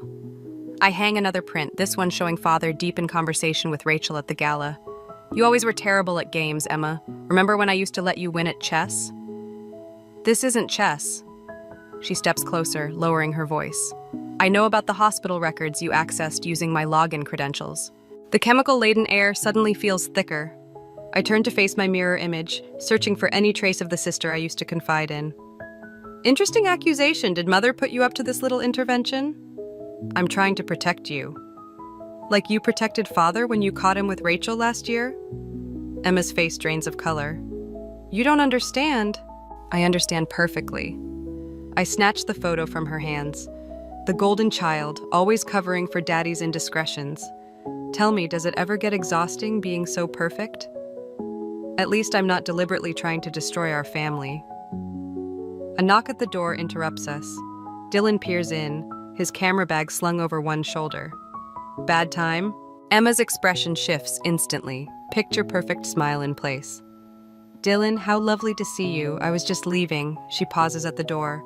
Think about what I said, Clara, please. Once she's gone, Dylan wraps his arms around me from behind. Everything okay? Perfect. I lean into him, breathing in his familiar scent of leather and darkroom chemicals. How was the gallery meeting? Actually, that's why I'm here. He spins me around, eyes bright with excitement. They want to feature your work, the series about family dynamics you've been shooting? They're calling it revolutionary. My heart races. When? Next month. Opening night coincides with your father's charity fundraiser. I pull back slightly, studying his face. You knew about the timing? Dylan shrugs. Happy accident? Unless you want to use it? The possibilities unfold in my mind like negatives developing in solution. Father's biggest donors will be at that fundraiser, the same people who worship the ground he walks on. And if they happen to see a different side of the Thompson family legacy, Dylan trails off, letting me connect the dots. I walk to my work table, spreading out the photos I've been collecting. Father with Rachel, Mother's carefully constructed masks, Emma's complicity, my own calculated rebellion. They're not just family photos anymore, I murmur. They're evidence. Dylan picks up one of the prints, a particularly damning shot of Father leaving Rachel's house at dawn. Are you sure you want to go this far? Why shouldn't I? They've spent years crafting the perfect public image. Maybe it's time people saw the truth. He sets down his camera bag, pulling out his laptop. Then let's make it count. I've been working on a concept for the installation. Multiple perspectives like fragments of a broken mirror. As he shows me his ideas, I feel something shift inside me. This isn't just about rebellion anymore. It's about exposure, justice, the truth I've been suffocating under for years. My phone buzzes, another text from Emma. Mother's planning a family dinner tomorrow. Damage control. Don't make things worse. I show Dylan the message. He raises an eyebrow. Going? Of course. I start gathering the photos, mind already racing ahead. Every family dinner is just another opportunity to document our perfect dysfunction. Clara. Dylan catches my hand. Just be careful. Once you start down this path, I know exactly what I'm doing. I cut him off with a kiss, tasting the lie on my own lips. Trust me. As he leaves, I return to my dark room. In the red light, I study the latest print of Emma. The moment she realized I knew her secrets too. My twin, my opposite, my unwitting accomplice in what's to come. Tomorrow's dinner will be just the beginning. Let them think they can control the narrative. I've got other plans developing. The family dinner feels like a minefield. Mother's crystal glasses catch the chandelier light as Father drones on about his latest surgical breakthrough. I'm barely listening, focused instead on the manila envelope hidden in my bag beneath the table. Clara's photography exhibition opens next month, Emma announces, her voice honey-sweet with hidden barbs. The same night as your fundraiser, Father. The surgical story stops mid-sentence. Father's fork pauses halfway to his mouth. I wasn't aware you were still pursuing that hobby. It's not a hobby. I take a slow sip of wine. The gallery thinks my work captures something raw about family dynamics, particularly in medical dynasties.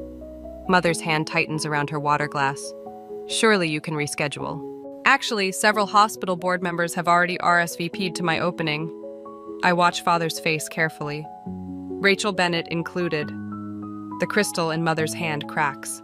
A thin line appears, spreading like a spider web. Mark, perhaps you should speak with Rachel about maintaining appropriate boundaries. Laura, Father warns, but I'm already reaching into my bag. Speaking of boundaries, I slide the envelope onto the table. I found these while organizing my darkroom files. Emma goes very still. She knows what's coming. She's seen the hospital records I accessed through her login. Father reaches for the envelope, but I pull it back. Careful, these might upset Mother's digestion, though probably not as much as finding out about the malpractice settlements you've been hiding. That's enough. His voice carries that familiar surgical precision, the tone that used to make me flinch. Not anymore. 3 patients, Father. 3 families paid to keep quiet about your mistakes. And Rachel helped cover it up, didn't she? Right before her convenient resignation? Mother stands abruptly, her chair scraping against hardwood. Emma, help me clear the plates. Stay, Emma. My voice cuts through the tension. You knew too, didn't you? Found out last year when you walked in on Father and Rachel discussing the latest payoff? Emma's face crumples. Clara, please. Tell them what you told me that day, about how protecting the family name matters more than the truth. Father slams his hand on the table. Wine glasses rattle. You have no idea what you're talking about. Don't I? I pull out one photo, slide it across the mahogany surface. It shows him leaving Rachel's house at dawn, his tie askew. Funny how often medical consultations happen at sunrise. Mother snatches up the photo, tears it in half. You ungrateful... Ungrateful? I laugh, the sound sharp as broken glass. For what? The privilege of watching you sweep everything under your Persian rugs? The honor of pretending we're perfect while father plays God with people's lives? Your father saves lives, mother hisses. Everything he does, everything we do, is to maintain the reputation that allows him to help people. Help people like Jessica Martinez? The name drops like a bomb. Father goes white. 28 years old, dead on your operating table because you were distracted by personal matters. Rachel helped backdate the consent forms, didn't she? Emma reaches for my hand. Stop this, you're hurting everyone. I pull away from her touch. That's rich coming from you. Tell me, how does it feel being the family's favorite conscience? Enough! Father stands, his authority filling the room. Clara, if you continue down this path, you'll what? Cut me off? Pretend I don't exist? That would require acknowledging my existence in the first place.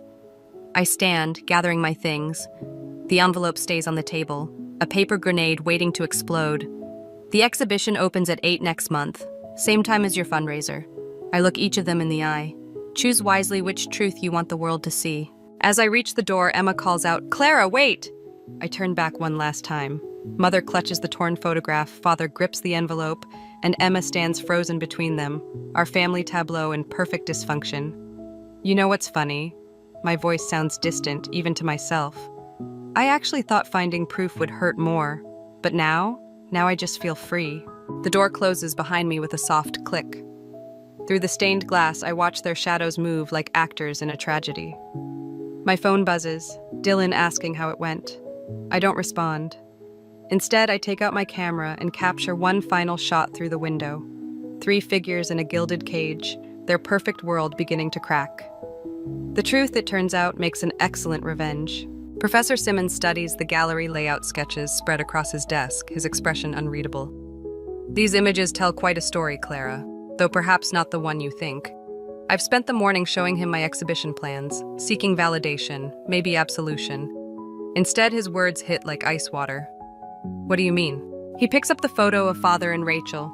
Your technical skill is exceptional, but there's something desperate in these compositions, like you're trying to prove something.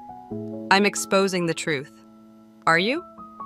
He sets down the photo, fixes me with that penetrating stare that made him famous in the art world. Or are you creating a new fiction? Before I can respond, my phone buzzes. Dylan, emergency at the gallery, come now. The gallery is chaos when I arrive. Water drips from the ceiling, pooling around carefully arranged frames. Dylan stands amid the wreckage, talking to a maintenance worker. Pipe burst, he explains, running fingers through wet hair, right above where your father's series was meant to hang. My stomach twists. Coincidence? The pipe was deliberately damaged. He lowers his voice. Security footage shows someone who looks remarkably like Emma. The betrayal hits harder than I expected. Show me. The footage is grainy but unmistakable, my mirror image, methodically destroying my carefully laid plans. As I watch, Dylan's hand finds mine. We can still salvage this. Move the exhibition, maybe even... No! I pull away, an idea forming. We use this. Clara, think about it. The perfect daughter sabotaging her twin's art show to protect Daddy's reputation? That's a better story than anything I planned. His silence speaks volumes. When he finally responds, his voice carries an edge I've never heard before. You're starting to sound like them. I'm nothing like them. No? He gestures at the water-damaged prints. Manipulation? Secrets? Seems pretty familiar. Before I can argue, Rachel Bennett walks in. She surveys the damage with clinical detachment, then turns to me. We need to talk. Dylan starts to protest, but I wave him off. Rachel leads me to a quiet corner, her heels clicking against wet concrete. Your father asked me to deliver a message. She hands me an envelope. Inside is a check with more zeros than I've ever seen. Walk away now. No exhibition, no exposé, no more threats. He's trying to buy my silence? He's trying to protect you. Something flickers across her face. Pain, maybe regret. You don't know everything, Clara. About Jessica Martinez, about what really happened that day. I know enough. Do you? She pulls out her phone, shows me a photo I've never seen. My father, 20 years younger, standing with a woman who could be my twin. This was Jessica's mother. Ask yourself why your father can barely look at you. The world tilts sideways. I grab the wall for support, pieces clicking into place with nauseating clarity. Father's distance, mother's resentment, Emma's desperate need to be perfect. The truth you're chasing? Rachel's voice sounds far away. It's uglier than you imagine. Are you sure you want to destroy everyone to get it?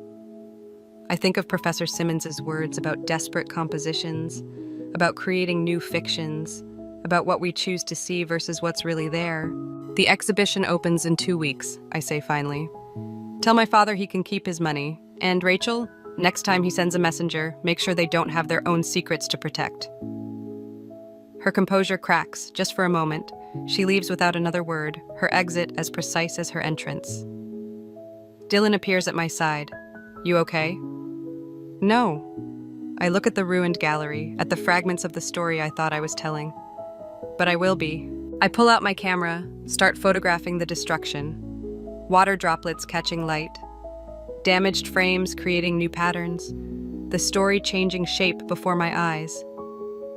What are you doing? Dylan asks. Rewriting the narrative.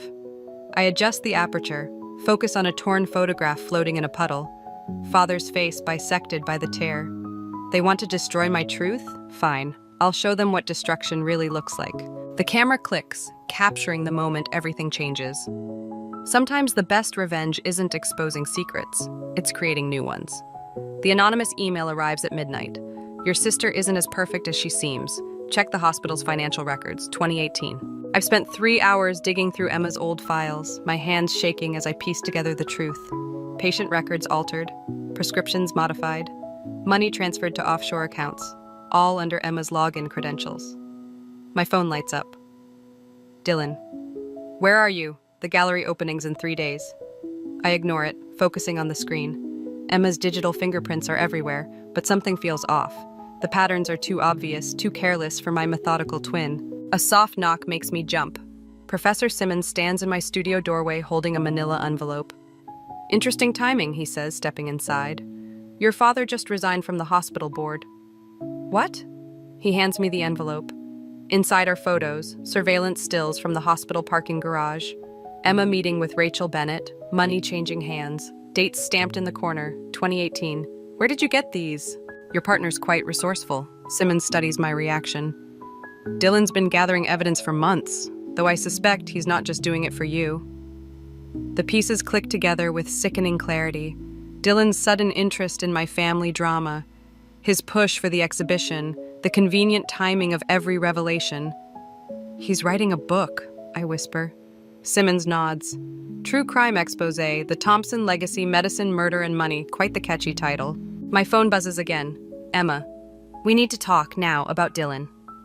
The drive to Emma's apartment feels surreal. She opens the door before I knock, pulls me inside. Her perfect composure has cracked, hair disheveled, eyes red. I tried to protect you, she says. Everything I did was to protect you. By falsifying records? By keeping father's secrets, she paces, agitated. Rachel threatened to expose everything, about Jessica Martinez, about mother's breakdown, about why he can barely look at you. I couldn't let that happen. So you paid her off. I created a paper trail, made it look like embezzlement. She stops, faces me. But someone else accessed those records recently, using my credentials. The anonymous email burns in my pocket. Dylan. He's been playing us both, Clara, setting us against each other while he builds his story. She pulls out her phone, shows me an email. His publisher contacted father yesterday, offered to bury the story for a price. My carefully constructed revenge plot crumbles. I've been so focused on exposing my family's lies, I missed the betrayal right beside me. The exhibition is exactly what he needs. Your photos, your testimony, your pain, all perfect material for his book. Emma's voice softens. You're not the only one seeking revenge, Clara. My phone buzzes. Dylan again. Where are you? We need to finalize the gallery layout. What are you going to do? Emma asks. I look at the surveillance photos, at the evidence of my sister's desperate attempt to protect our family, at the proof of Dylan's manipulation. Change the narrative. I start deleting files from my laptop, my hands steady now. Emma watches, understanding dawning in her eyes. The exhibition opens in 3 days, I say. But it won't be the show anyone's expecting. Clara! You protected me once. I meet her gaze. My mirror image, my opposite, my ally. Now it's my turn. My phone buzzes one last time. Dylan. Everything okay? I type back, perfect, just making final adjustments. This story needs the ending it deserves. Emma picks up one of the surveillance photos, studies it. We're still lying, still manipulating. No. I take the photo, tear it in half. We're finally telling the truth, just not the one they're expecting. The torn pieces flutter to the floor like autumn leaves.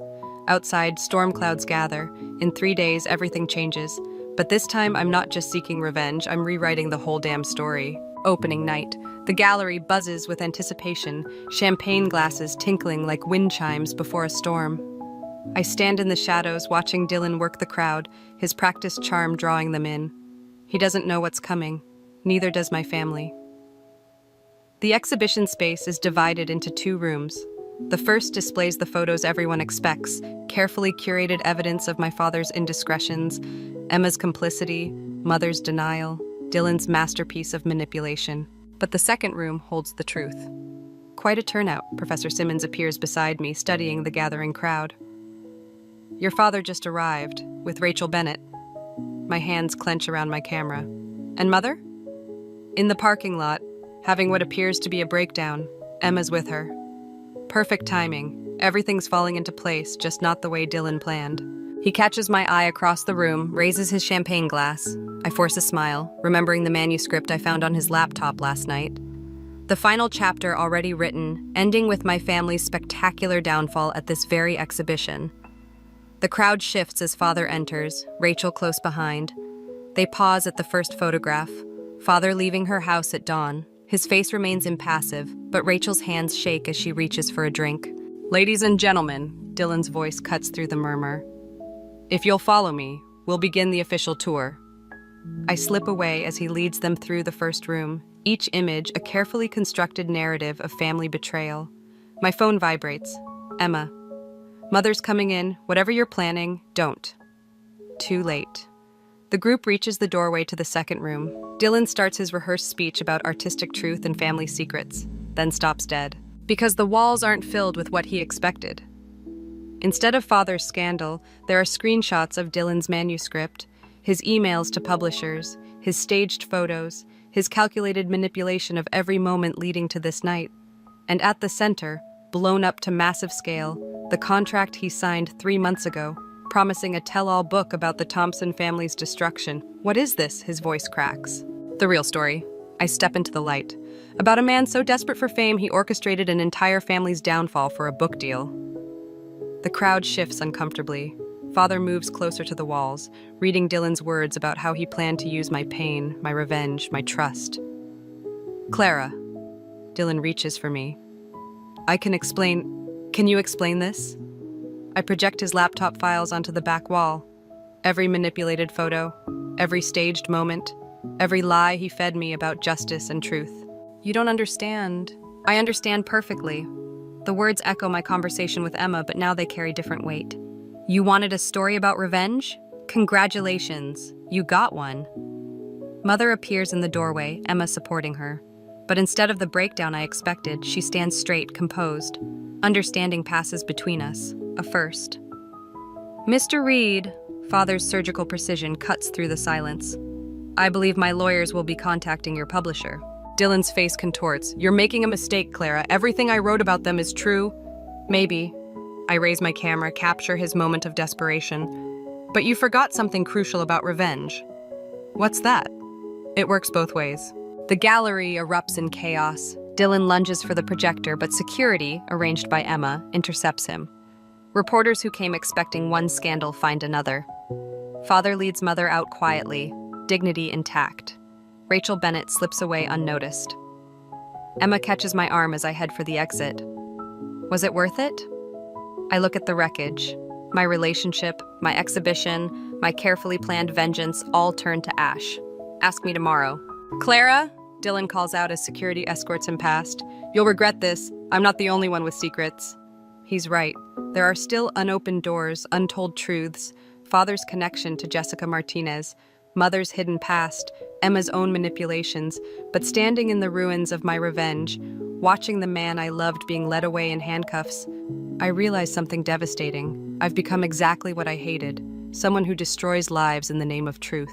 The camera feels heavy in my hands. one last photo to take, my own reflection in the gallery window, unrecognizable in the dark glass.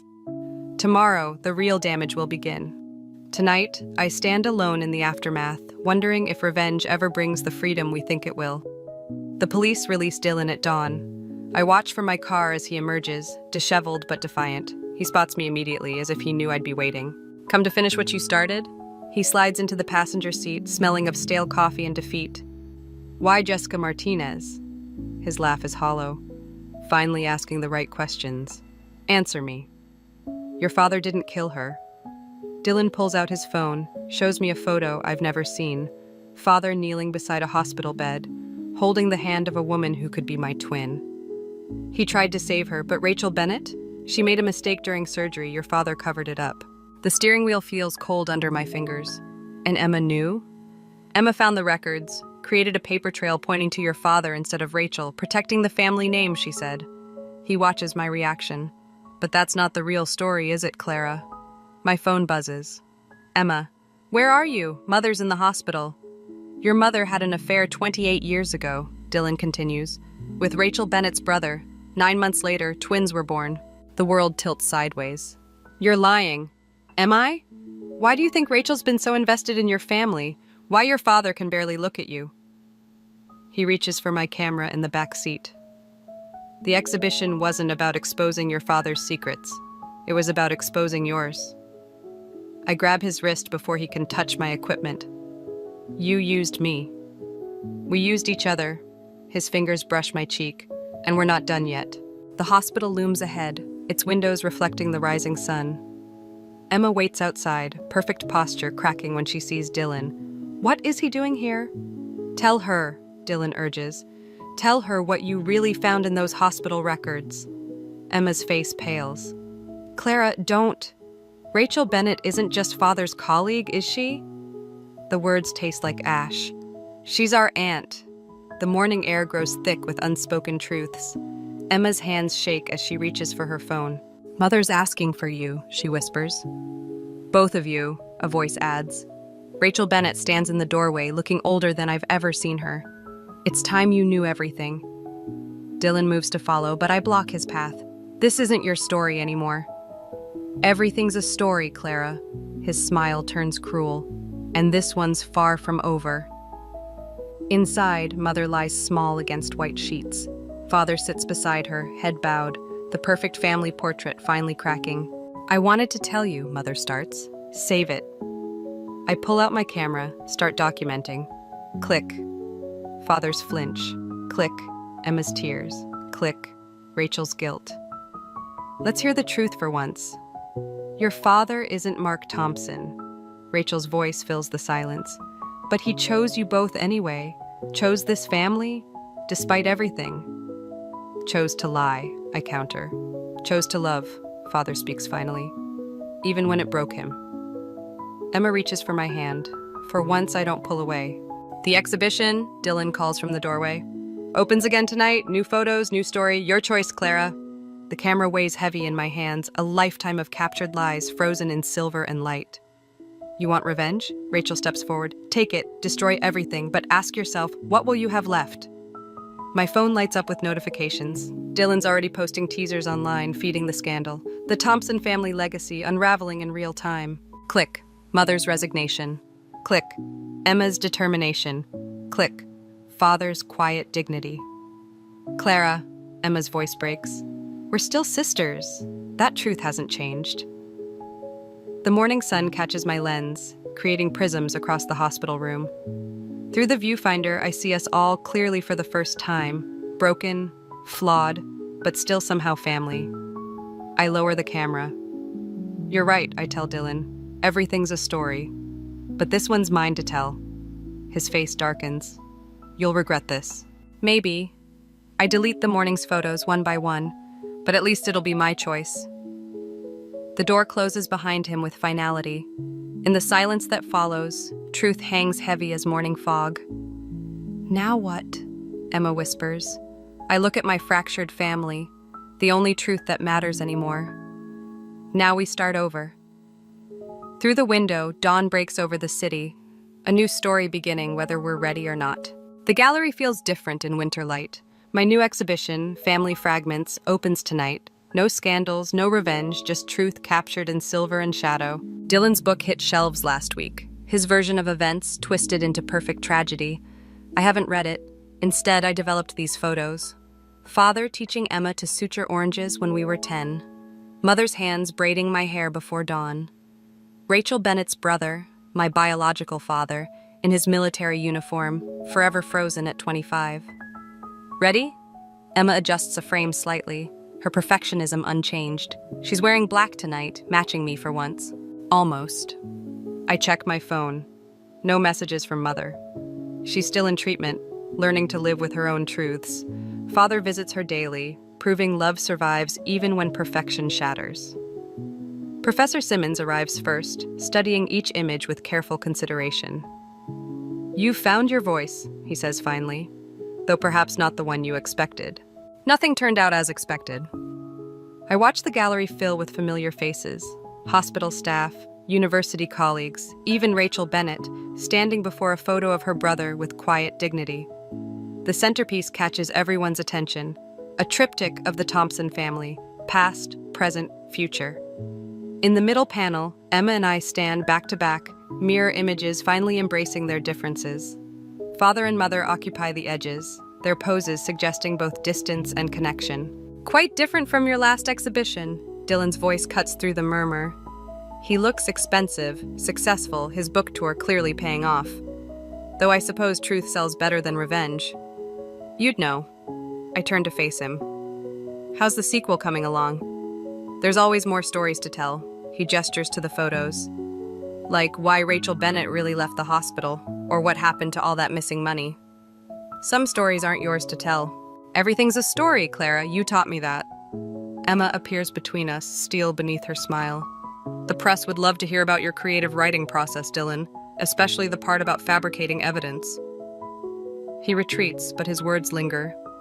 There are always more secrets, more vengeance waiting in the wings. The cycle never really ends. Father arrives last when the crowd has thinned. He stops before each photo, taking his time. I watch him discover our family through my lens. The pain, the love, the complicated truth of who we've become. "Jessica would have been proud," he says finally. "You never talk about her." Some grief doesn't need words. He touches the frame holding her hospital photo. "She knew, at the end, about Rachel's mistake, about your mother's affair. She made me promise to protect you both." "By lying?" "By loving you enough to let you find your own truth."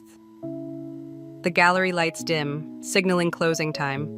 Emma helps the staff clear wine glasses, while Rachel and Father share a quiet conversation by the exit. Our fractured family, finding new ways to fit together. I pack up my camera, but pause at the triptych. Something catches my eye, a detail I never noticed while shooting. In each panel, despite everything, we're all leaning slightly toward each other, gravity pulling us back together, even as we try to break apart. "Clara," Rachel approaches, holding an envelope. "There's something you should know about your biological father." "Not tonight." I tuck the envelope away unopened. Some truths can wait. The winter air bites as we leave. Emma links her arm through mine, a gesture from childhood that feels both foreign and familiar. "Dylan's right, you know," she says. "There are more stories, more secrets. Let them stay secret." I look back at the gallery, at the life I've captured in light and shadow. We have enough truth for now. Father holds the car door open, a small gesture, but one he never made before. Mother's empty seat between us speaks volumes about healing and time. My camera sits heavy in my lap. One last photo begs to be taken. Our imperfect family heading home through darkness, finally facing the same direction. But some moments don't need capturing. Some truths live better in memory than film. The city lights blur as we drive. Behind us, the gallery stands dark, my fragments of truth waiting for tomorrow's viewers. Ahead, more stories wait to be discovered, more secrets to be kept or shared. For now, this is enough, this delicate balance of truth and silence, revenge and forgiveness, family and freedom. For now, we drive home together through the gathering night.